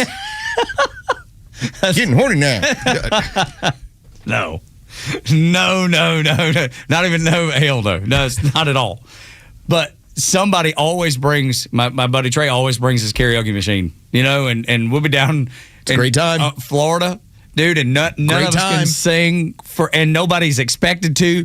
It's just you're singing, you're leading the charge, and everybody's singing along. That's the perfect time. Dude, it's so much fun. We have another friend that they have in their basement. They love karaoke so much, and it's the same way. It's not the serious karaoke person you don't want to be around. They built a little stage, and they have lights, and they have their karaoke machine. Dude, it's the coolest. The coolest. I've only been over there. I've only seen it once. But I might consider this now that that's a decent idea. So much fun, dude. Karaoke is so much fun. And the people that get up there that take it too serious, that's not fun. And the people that get up there that are so bashful that they hold the microphone out here and just kind of mumble, that's not fun. Just get in there and have fun. That's all it's about. You don't have to sound good. You don't have to know all the lyrics. You don't have to be on beat. All you have to do is pick a song that everybody's going to sing with you, and everything takes care of itself. I just texted my wife. I said 2 words, karaoke stage. In your basement? Dude, you need to build one. I'm just floating it. You're getting I got the setup. So close to the basement being done, and it doesn't have to be elaborate. Just a little corner. Just a little corner. And a little step up. A little step up, little rise. That's all you need. And some neon lights. A little bit, maybe one for the window, maybe one neon light, and it's like, Los's You can get karaoke. You can get the lights, the LED, where you can have. It can be a regular light, but you can change it to a certain color of light on your phone. Spotlight. God, it's so Now great. A little smoke machine. Shoot, yes, a little smoke. That's going all out. I got the dry. Who forgot the dry ice machine? That's right. You know I can't perform without dry ice. Not going on stage. I'm not going to do it. That would be so Last awesome. time I did karaoke, I think I sang like 10 songs. You sang 10 songs? Attaboy. There was a lot of drinks. That's usually what happens. Look, this is the 9 o'clock hour. Call and tell us your go-to karaoke song, and then maybe we'll give you the floor and let you sing a bar or two. Here on the Morning Extra. We're going to get wild and crazy in the 9. But until you call, let's talk about the first thing to know this morning. They want you awake, informed, and ready to fight for the facts of the day in the land of the free. Now your sleepyhead nation needs your wake-up call. A mighty dose of reality coming in strong. Soon as the sun cracks the horizon so high, man, we got the story, no time for a lie. I love Bacardi. Put a boot in your ass, and I do. courtesy of the All right, so I did enjoy this, and in fact, when I saw this video yesterday, the first thing I did was I was waiting for the community note. It's like, when is this? Is this going to be AI? Like, who did this? Just waiting, right? Well, as of now, there's no one who's pointed out that this is AI. This is actually supposed to be just kind of a fun, lighthearted moment. And it's raining. It's in D.C., and here's AOC. Now, Tug, just going to tell you, I don't know if she's, that question you ask about her all the time. I don't know. I can't tell. She's the clothing she's wearing, I can't tell. Has she slipped back now? I'm not falling into this trap. But she has somebody there. Remember, AOC she's a fighter for the people. Well, yes, of course. Yet she's got somebody behind her who's holding the umbrella. Because that's what fighters of the people have. It really looks like how you're supposed to look. An umbrella holder. It's like, get out of here. Sorry, I would hold my own umbrella. Like, I'm not going to have you stand next to me with an umbrella. Because the way it looks, dude. It looks the way it looks. Elitist. This is exactly what it looks like, and that's what she wants to be. And she's a bartender and an actress. All right. So, because we did have the moment when she had mixed up Deloitte with God knows what, one of the biggest accounting firms in the country, in the world, she thought for some reason they were polluting rivers and things were on Setting fire. it on fire. Like, Deloitte and 3M. No, not really. That's not going to really work that way. But she was asked a simple question. This was on TMZ, so it's not going to be heavily political. But she basically gave us, you remember the Joan Rivers answer? Oh, yeah. When Joan Rivers was asked about when we're going to have a gay president, and she basically pointed out that we already have. AOC wasn't far off. Are we going to have a female president first or a gay president? Oh, it's a Well, we don't know if we've already had a gay president. Hey, that's true. I think there are chances that maybe we have, but I don't know. If you had to guess, what do you think we'll have first? Because a lot of people are like, we tried female candidates a couple times in a row. They didn't work out. So, like, Democrats are now a little bit hesitant about doing it again. I mean, honestly, I think anything can happen. I don't really buy into the skepticism. A man all right, has fine, lost almost AOC. every Fine. She just does the, I mean, we may have already had. Who knows? Nobody knows. But I think we do. And the records are down at Emory University. When Barack Obama, during his college years, was writing to his girlfriend, his collegiate girlfriend, that he was attracted to men and fantasized about them daily. And those were discovered when people were going through those records down at Emory University, where they are housed. It's almost like this secret that the Democrat Party has to have, because they. And now, here's the reason why I wonder if it ever breaks. Because we had, during the last election cycle, we had video after video of black men that were referring to them as Mr. Obama and Mr. Obama. That's right. Which was really funny, actually. It's like Mr. Obama and Mr. Obama. I wonder if the Democrats, the reason why they keep this so under wraps, or, again, it could be all false. But now that's a multitude of people who have said that. There's drivers who have said this. There's his own letters that have said this. Yep. I think the reason why is they still believe Barack Obama can deliver black men on the trail. And the problem is it didn't happen last time around. And if he was actually outed as being homosexual, there's no chance, because all credibility gone. The numbers show it. Yeah. That's why Mayor Pete's always a silly thing. I'm like, not going to happen. Open secret. Because we talk about that a million times over, with the open secrets. Biden and his mental capabilities, that was an open secret. Eric Swalwell, an open secret. And now you can add Barack Obama to the open secret. And AOC, this is where I tell you about how they tell her, shut up. Because you're going to sink the ship. It was like, you need to what's the old saying? Loose lips sink ships. She is just smart enough to know how to play the game there, but yet not smart enough to continue to say things that sink her nationally. Remember, we were 4 months ago when she was touring with Bernie Sanders, and everyone's like, could you imagine that ticket? If AOC was on a ticket as a vice president or a presidential candidate, there is no chance, snowball's chance in hell, because she would never survive a 2-year run of having to answer questions and not come across as the uninformed actress that she is. Man. And I thought Deloitte was going to be like the biggest one of the week. No. She came back. She was like, I'll show you. She's like, hold my beer. Watch this. I'm going to karaoke. I think that, I think that. And that was the European tour they tried. And yet they still were like, oh my God. She stumbled out of the gate. It's like, we cannot do this. This is not going to work. Morning Xtra and Xtra 106.3. Our friend Phil Holloway, one of the best lawyers in town, and he's a member of the Megyn Kelly Podcast Network, does a true crime podcast for Megyn's group.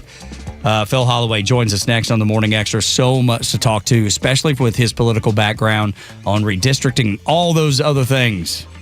Some of the things that we're seeing here in Atlanta. I mean, even 11 Alive is reporting on the irregularities and people having their voting address being a UPS store.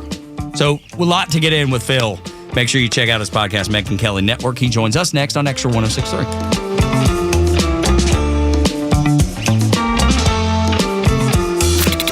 The president has drawn a clear line. Law and order must come first, and surrendering to mob pressure just invites more chaos. As these complicated stories unfold, you need the most trusted local and national voices of Xtra 106.3 to make sense of it all.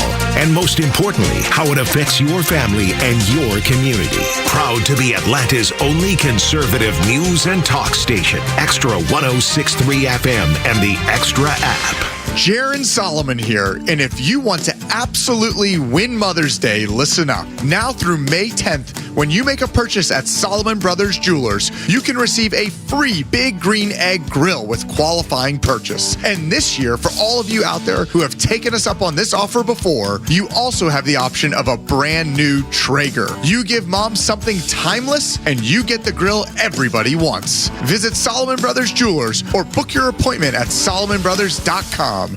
One of the hardest things to do is to walk away from a paycheck.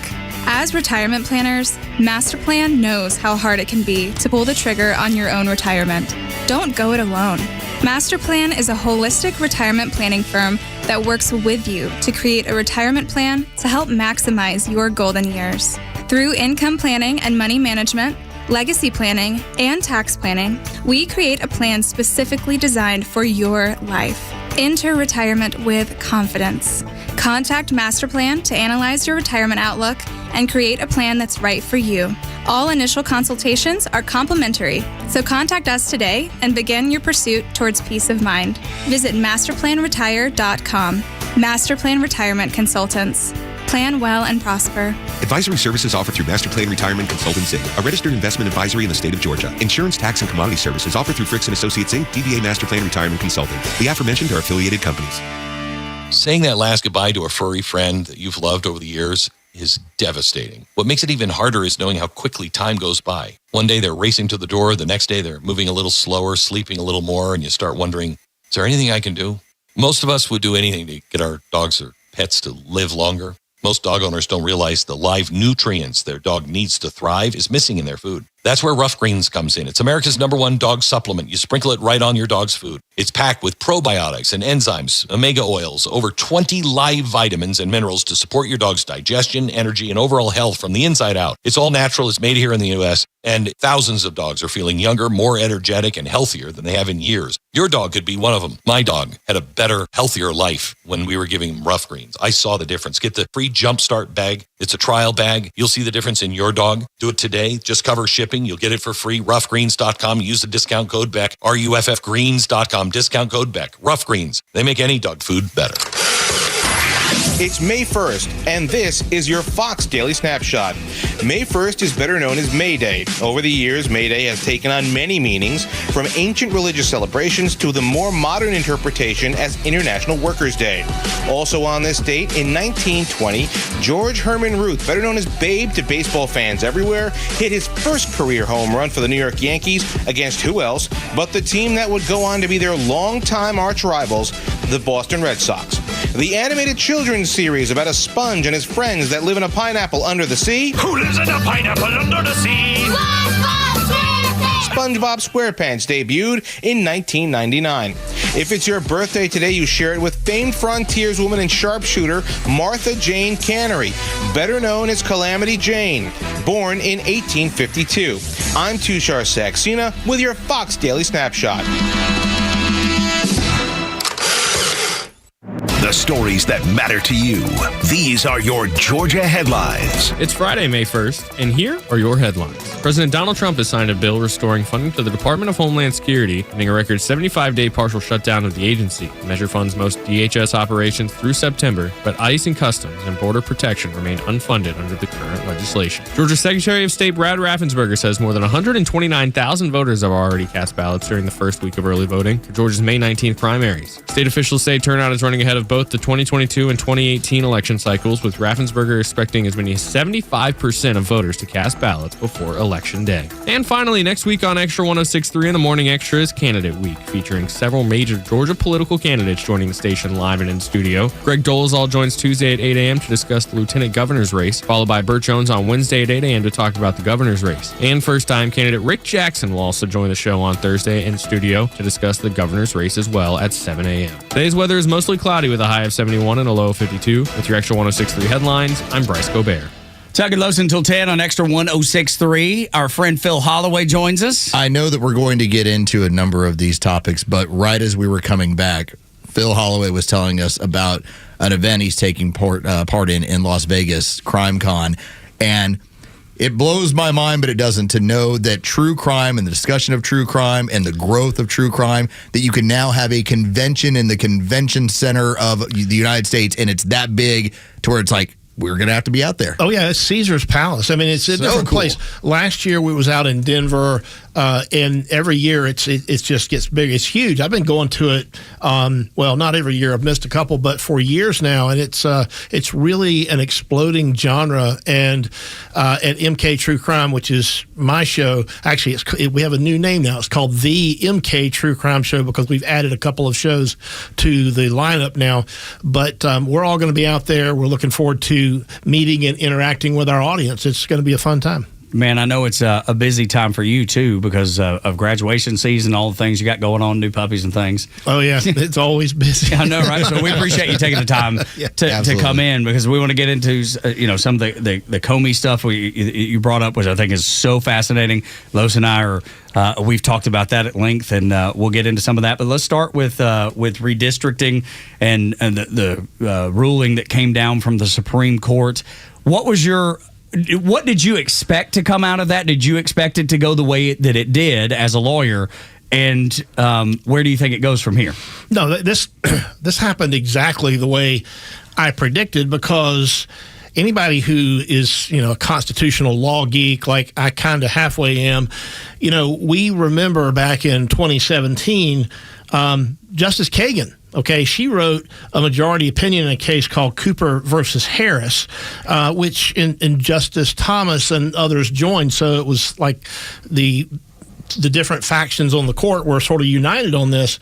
They held that North Carolina unconstitutionally used race as, quote, the dominant factor in creating majority black districts. And so this case, it's called Calais. It's sort of a natural outgrowth from that sort of case holding. So the Supreme Court, in my view, they issued a very well-reasoned. It's really not, it shouldn't be all that controversial unless you're the drive-by media, but it's just a natural outgrowth of the court's own jurisprudence in this area. You cannot use race to create a predominantly black or even a predominantly white district. If you're one of the state legislatures, it's just not allowed. The Voting Rights Act is supposed to create a level playing field, but over time what's happened is partisan state governments, partisan legislatures have used that as an excuse to sort of put the thumbs on the scale maybe in the other direction from how the Voting Rights Act was originally intended. Phil Holloway is our guest, and because I had talked about the history of this court, what we've now seen in the last several years, for instance, affirmative action because of the challenges that the students had, namely the Asian students that were feeling like they were being discriminated against, to see affirmative action go away at the collegiate level. It just felt like it was a natural progression of pointing out that, once again, whether it's at the collegiate level when it comes to admission or when it comes to drawing districts, race should not be a factor.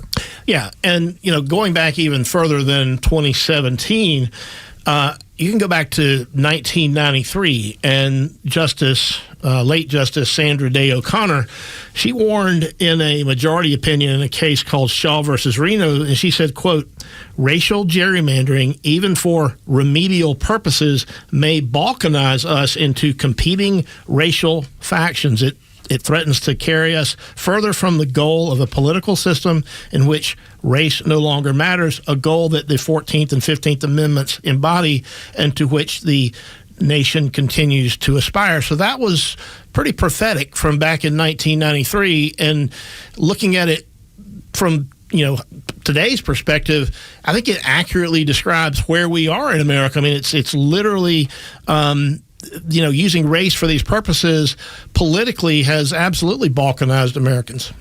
Phil Holloway is our guest on Xtra 1063. You can check him out on the MK True Crime podcast. That's where he does a lot of work, works in town as well as a lawyer. But when I look at the Northeast, and I can't help but notice, and Los and I have talked about it, and I'm sure you've noticed, it's been discussed, that there is zero Republican representation throughout those New England states.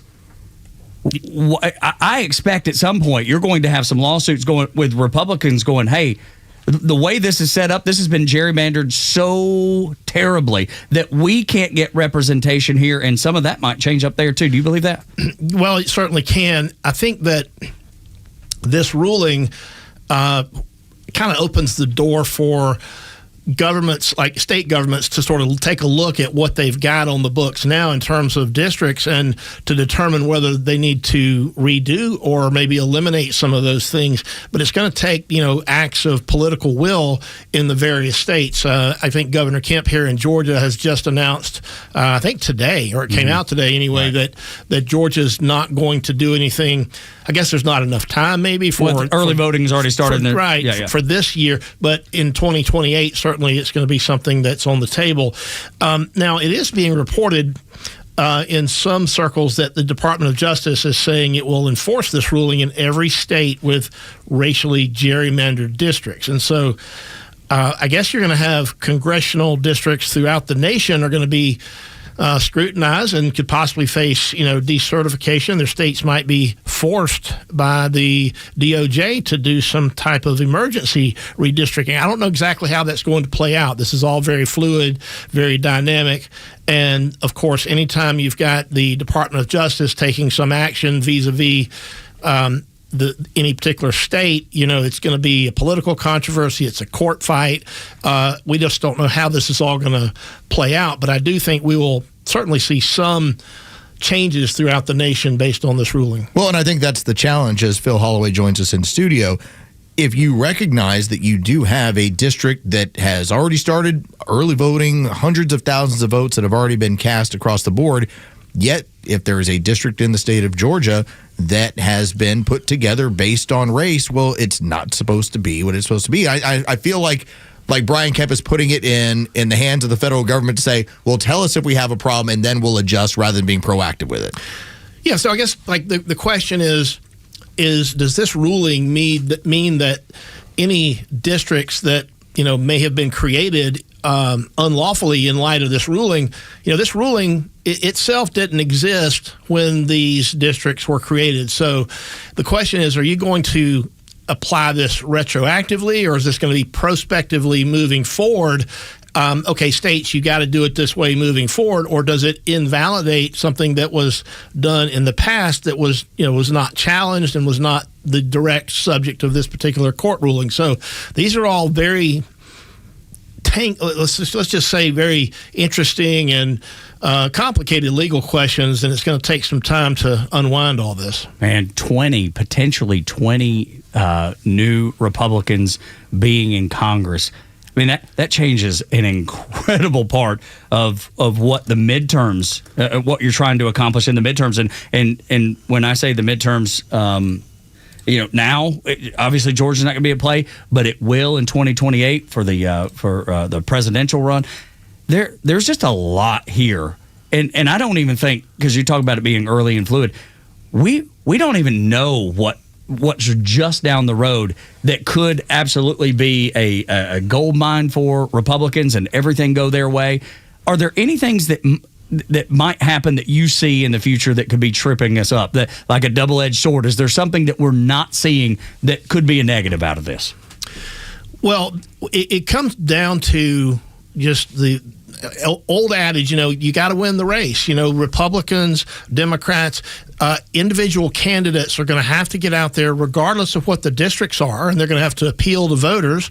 And we can't really operate under the presumption that people of a certain ethnic background are always going to vote Republican or they're always going to vote Democrat. I think it's just important to remember that we've got to draw these lines for congressional districts in a race-neutral way. We can't put our thumbs on the scale either way. And honestly, when this type of, like in states where they create an entire district with race in mind, trying to make, for example, an all-black district, there's an assumption that all those people are going to vote for a Democrat. And I think we've got to get away from making those types of assumptions. We've got to draw the districts fairly. I mean, this ruling doesn't say that nobody gets to vote. In fact, the whole point is to make sure that people's votes are not watered down because a legislature has their thumb on the scale in favor of one party or the other when they aim to draw these lines. Phil Holloway is our guest in studio. let's move over to crime, because Tug and I love crime, love aliens. I mean, but who doesn't? we love crime. It's great to talk about.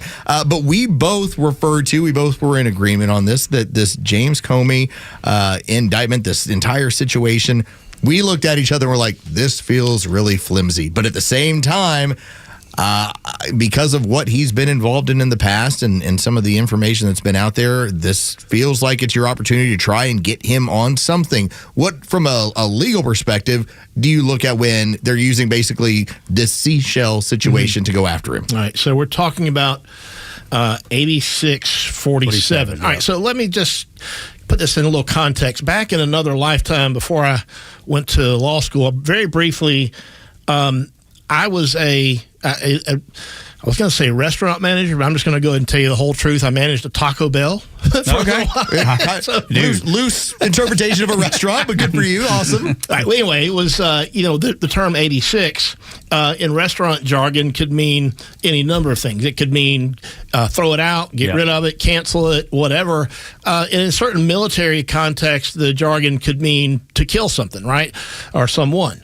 So this whole case is, it's putting the constitutional issues to the side. It sort of is going to factually depend on what is meant by 86. And assuming that it does refer to Trump, and assuming that they can prove that he actually, arranged those shells in that way, there's a great argument. If I'm defending, let's just say, Tug is charged with putting 8646, written in Skittles out on his driveway and took a pictures of it or something like that. And so he's being charged by, let's say, the Biden Department of Justice. I'd be under the jail. I'm gonna defend Tug by saying, 86 doesn't mean kill, so it's not actually a threat. So that's the factual type of defense. But if you look at it from a constitutional perspective, this is why I don't think it's actually ever going to get to a jury. And look, I'm no fan of James Comey, but to be intellectually honest with your listeners, I've got to say this is a defendable case when it comes to the underlying law. There's a case, completely agreed to. By the way, that's right where you started with it. Good. Well, okay. So back in 1969, there was a case out of the Supreme Court called Watts versus the United States. The Supreme Court said that the First Amendment does not protect, quote, true threats, but it does allow for vehement, caustic, and sometimes unpleasantly sharp attacks on government and public officials. And that case arose out of someone making actually a more specific threat against Lyndon Johnson than this. It was less vague, so to speak, than this 8647. But this particular body of law goes back a long way too. And the First Amendment is a very, very important. One of our very important rights, maybe the most important one that I can think of, really.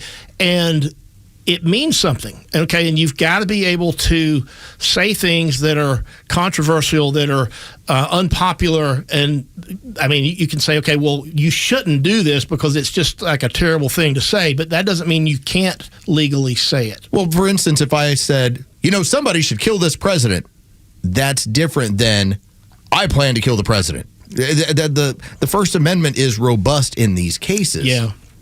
Yeah, it really is. And so, I just kind of wonder, we can, I'll come back in here in studio, we can talk about it when this happens, because I believe it will happen, that, the trial court is probably going to dismiss this on First Amendment grounds. And it's going to be a case where, even if it's true, even if everything alleged in the indictment is true, it's constitutionally protected speech. Yep. And again, it goes back to Supreme Court precedent back from 1969 that's still binding law in the United States. All right, so we all agree that that's what's going to happen. What should they have gone after him? Do you feel like there's some... Because I think that's what people want to know. Why are we using flimsy stuff when we feel like there's so much out there? I think there were better things, but he is part of the protected class out of D.C. Well, all those things can be true. And, I guess if I had sort of unfettered access to all the information that is known by, the FBI in D.C. or the Department of Justice in D.C., maybe I could go through and find some crime that maybe he committed that's not outside the statute of limitations at this point. But honestly, I just don't know. I mean, it's with respect to this particular issue. This was I just question the wisdom, honestly, of bringing this indictment at this time. I mean, absolutely, because it's going to be embarrassing when it gets dismissed. Yeah, it's going to be headlines. It's going to be everywhere. Well, so here's my question. Phil Holloway is our guest in studio. If I had the same indictment brought against me by an administration and I selected your services, like, Phil, I need you to protect me from this, as an estimate, what do you think that's going to cost to get this even to the point where a jury is going, or it never gets to a jury, it gets dismissed? Because I believe so much of this is, if we can't get him, let's harass him. Let's hit him up and let's cost him some cash. Well, it definitely will do that. I mean, he's already had to surrender to law enforcement and his bookend process and all that. And so some people say that the process is the punishment. And to a certain extent, that's true. But look, guys, do we really want any prosecutor, whether it's Vonnie Willis in Fulton County or any other prosecutor anywhere in America, bringing a serious charge against somebody just for the purpose of that? Not just somebody who was part of a process, in my opinion, that ended up in leading us to Russian collusion, leaded us to so many of these allegations that created impeachment. If this was just a regular public servant, I don't think you worry one bit about this thing. In fact, I don't think it's even news. In fact, it doesn't even get to an indictment because it's James Comey. That's the reason. Yeah, in my opinion. So, in my opinion, James Comey is pretty sleazy. I think there's probably any number of things that you could potentially have made a case against him for, but it's at this point it's almost ancient history now, right? So we're talking about he was fired during the first Trump administration. What was it, 2017 or so? And so he's been out of government for a decade. Right. So anything that, there's a general 5-year statute of limitations on federal offenses. Some things are longer. But I think that maybe, it's just one of those things that you just have to chalk it up to. Sometimes bad people get away with bad stuff. Oh, my gosh. Bad people that whole administration got away with incredible amounts of stuff, and none of them will ever be held accountable. And I think that's why people can't let it go. Well, the time to do this would have been during the first Trump administration. Sure, I know, but for the American people to see, if they go fast up Georgia 400, they get pulled over, they get a ticket. They're held accountable for what they've done. Yeah. These people are doing something at the federal level that caused an impeachment of a president. And they are going to get away scot-free. Hillary Clinton got away scot-free. Clapper. The list goes. Hunter Biden. They all get away with it. And there's a great quote that Los brings in from George Carlin. You're not in the club. It's like it's one big club and you ain't in it. Well, and just to more recent news, this is maybe for different reasons, but I think Fauci probably committed some crimes. And he's getting away with it. Let's take a quick pause. Let's take a break. Quick break, and then we'll kick that door. I feel like Phil Holloway just sang my song. I'm like, I'm ready to dance. Let's do this. Let's do it. We'll be back. This is the Morning Extra on Extra 106.3 Tug and Los with our friend Phil Holloway from the Megyn Kelly Network on Extra. Extra 106.3 Sports, powered by 680 The Fan. Good morning. Here are your sports headlines for Friday, May 1st. The Atlanta Braves are on the road as they open up a weekend series in Denver, Colorado tonight against the Rockies. The Braves open up play to start the month of May with the best record in baseball and a 6.5 game lead in the NL East. It'll be Grant Holmes on the mound against Jose Quintana. First pitch is set for 8:40 tonight. You can hear all the action on our sister station, 680 The Fan, and free on the Fan app. The Atlanta Hawks, their season is now over as they dropped Game 6 in Atlanta to the New York Knicks in epic blowout fashion, 140-89. The Hawks had a halftime deficit that was the largest in NBA playoff history. With your sports headlines, I'm Carlos Medina. Hey, this is Los with David from Atlanta, who just purchased his new car with the Honest Car Guy. the new, fully transparent way to buy your next vehicle. David, tell us about your experience. I had been looking for a vehicle for a couple months. The car buying process was a little challenging at first for me. I had some credit issues in the past, and I just happened to hear a familiar voice on the radio, and it happened to be on the Honest Car Guy ad. I got in touch with Tom. Within 2, maybe 3 days, I had a vehicle being shipped here from Orlando, Florida. I have already recommended him to family members, several friends, and I'll purchase a car from Tom when I make my next purchase for sure. Friends, if you're in the market for a pre-owned car, truck, or SUV, get an honest car buy from the Honest Car Guy. You pay what we pay, plus an honest fee, and we back that up by giving you the bill of sale. That's our transparency guarantee. Call 844-SHOW-ME-1. That's 844-SHOW-ME, the number 1, or visit honestcarguy.com.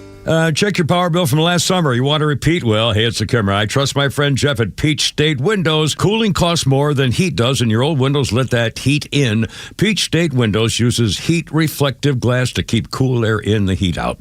8 premium double-hung Energy Star windows installed for just $39.95. 0% financing for 12 months. PeachStateWindows.com. Here's the number, 770-485-8011. PeachStateWindows.com. I'm Patrick Brown, former Army Ranger in the United States Army. Like many service members, I had to make difficult choices when leaving the military, and the most challenging thing was finding purpose in a new phase of life. Housing, employment, education, way too many decisions and no idea where to start. That was until I met the Warrior Alliance. They made it simple. They listened and quickly connected me to the services I needed. And like a trusted friend, they even followed up to make sure I was squared away. Change a veteran's life today by donating at thewarrioralliance.org, helping warriors navigate to success after service. For the ones who get it done, Grainger offers the professional-grade products you need, delivered when and where you need them. Call, click Grainger.com, or just stop by. Hey, this is that Rick Jackson spot. Too often, criminal illegals commit sick, violent crimes. Do that when I'm governor, and you'll end up deported or departed. Dang. I know, right? What do you have, sugar? I'll take the meatloaf and Rick Jackson for governor. He's something, ain't he? He's tough. Yeah, no tolerance for criminal illegals, no DEI. No covering up for do-nothing career politicians either. You know, Jackson came from nothing and built one of the biggest businesses in Georgia. Now he wants to cut the income tax in half and freeze property taxes. Yeah, but not for deadbeats. Listen, I love this part. No more free rides for people who refuse to work. You want to sit on your butt, binge watch Netflix, and scarf down Cheetos? Do it with your own money. Be still my heart. Bingo. Amen to that. Rick Jackson for Georgia, not a career politician. Paid for by Jackson for Governor, Inc. Tug and Los on Extra 106.3. Our friend Philip Holloway, he is from the Megyn Kelly True Crime Network, joining us in studio. He said something that make front office Los light up like the 4th of July, and it was Dr. Fauci. Phil Holloway mentioned that if there's somebody we should be looking at a potential indictment, although be it he does have a presidential pardon, it would. Does he? Well, he has an auto-penned signature from somebody who was in another state and would have to claim that he was aware of it. So, obviously when you've got people in Fauci's immediate orbit being indicted for things that directly involve Dr. Fauci, it raises the question, okay, well, should he face charges? I mean, there's all kinds of things that, in my opinion, he could be charged with, not the least of which is lying to Congress, and that's a bigger question there. It's like, is the prospective pardon, does that cover even all of those things like the claims by Rand Paul and others that he lied to Congress? But, the whole thing about the presidential pardons, they generally have been considered sort of absolute. It's not something that courts have readily agreed to even tackle. And it's like, some things are called non-justiciable political questions. And when you talk about things like separation of powers, there's a legitimate question. I think I know the answer to it, but the question at least is, does the judiciary even have the ability to look behind the face of a presidential pardon, something that's a specific power that's given to the chief executive, right? So sometimes each of the three branches, they kind of need to stay in their lane. So it's a question is, do the courts even have that authority? But I think in the context of a criminal case, they probably do. And so what I would say is that if you wanted to sort of test the validity of the auto pen pardon, or even the prospective pardon. I mean, at the time it was issued by the White House. I'm just going to say the White House and not Biden. But at the time the pardon was issued, Fauci was not facing any charges. So normally, like if you get a pardon, it's going to be because you're already, in court, or you've been convicted of something, or you're about to be, you've been charged. So there's a lot of questions like, was this actually a valid pardon? Was it actually done by the president? And so this would be, I think, a good test case to have courts, kind of look at that and say, is this something that the courts can look at? And if so, was this, is this a valid exercise of that presidential power? By the way, the wording on the pardon is a full and unconditional pardon for any offenses against the United States which may have been committed or taking part in from January 1st, 2014. That's been a minute for a guy that wasn't charged anything. Why would you need all that? 2014, so that's a long way back. So, I mean, what was going on in 2014 that he could potentially, be indicted for? I mean, why that date? I mean, somebody somewhere knew that there was maybe something that somebody was concerned about going back a long way. At that time, you had the Barack Obama administration that had looked to cancel any gain-of-function research within this country when, during this time period, according to the timeline, looks like it was offloaded to Wuhan, China through EcoHealth Alliance, and that he signed off on the checks. Right. So the controversy surrounding Fauci goes back even longer than that. But in terms of this particular, I think the challenge that you could make, it's going to have to do with his efforts to, let's just say, hide his tracks, right, for what he was doing during the COVID pandemic and all that, because that's what the charges are that are currently that exist, with regard to the people and the person in his orbit that's doing those things. So the entire COVID era, let's just say, decision-making process by Fauci and those in power is something that I think the Biden administration went to great lengths to conceal. And so this all happened, by the way, at least started during the Trump administration the first time around. So, you just wonder, is there going to be the political will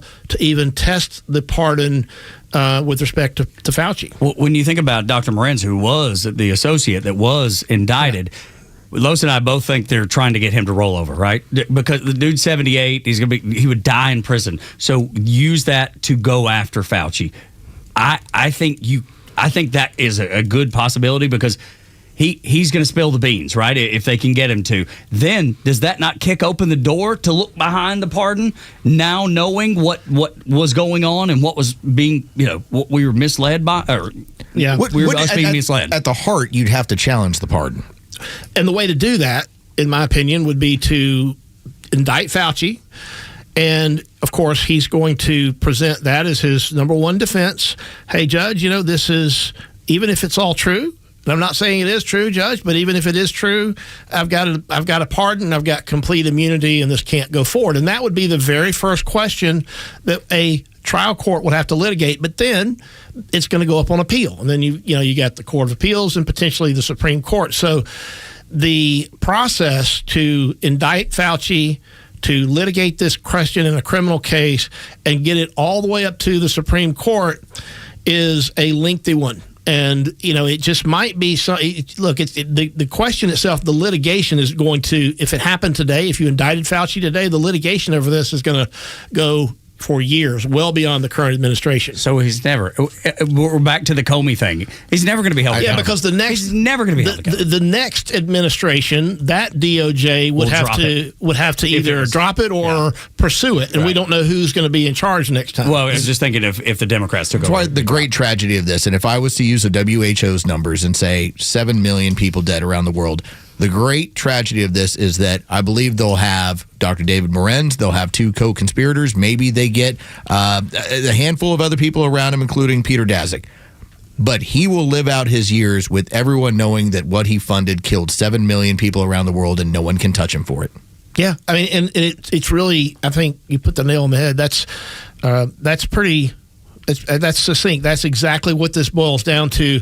The pandemic was obviously a shared trauma that we all lived through, and we'll tell our grandkids about it. But it started with Fauci in a way, right, and it sort of ended with him. I mean, he's literally on both sides of this thing. He has to do with the genesis of it, going back to all the stuff with EcoHealth, and he has lots to answer for his time, in office before he left. Do you think anybody gets punished? Do you think Morenz, does he go to jail? Because, no. Dude, you don't think so with the email chain saying we're going to cover all this up, we're going to get around the FOIAs? You think he gets away with that too? Yeah, I do. Oh, my God! I'm not saying he should. I feel like Kimmer. Oh, my God! I'm not saying he should. No, look, I know, yeah. I think that it'll probably fizzle, because you're going to have activist judges that are going to, at some point, because you've got the trial court, you got the appeals process, he's 78 years old, they're going to drag this out. I just don't see it happening, but I'm just a cynic. Maybe I'm wrong. It's one big club, and you ain't in it. And their deity, their medical deity, they're not going to want to tear that down. Oh, my gosh. The establishment will protect itself. The system protects itself. Always. This is what Los is saying, and he's exactly right. It always does. He's exactly right. Phil, thank you for your time, man. We appreciate it. Happy to be in here with you guys, and come back. I'm happy to come back anytime. Where can folks find you on social? At Phil Holloway ESQ on X and Instagram, and of course, just go to mktruecrime.com and you can see all of our shows there. There you go for Phil and Los and Bryce. I'm Tug. Y'all have a great weekend, and y'all come back now. You hear?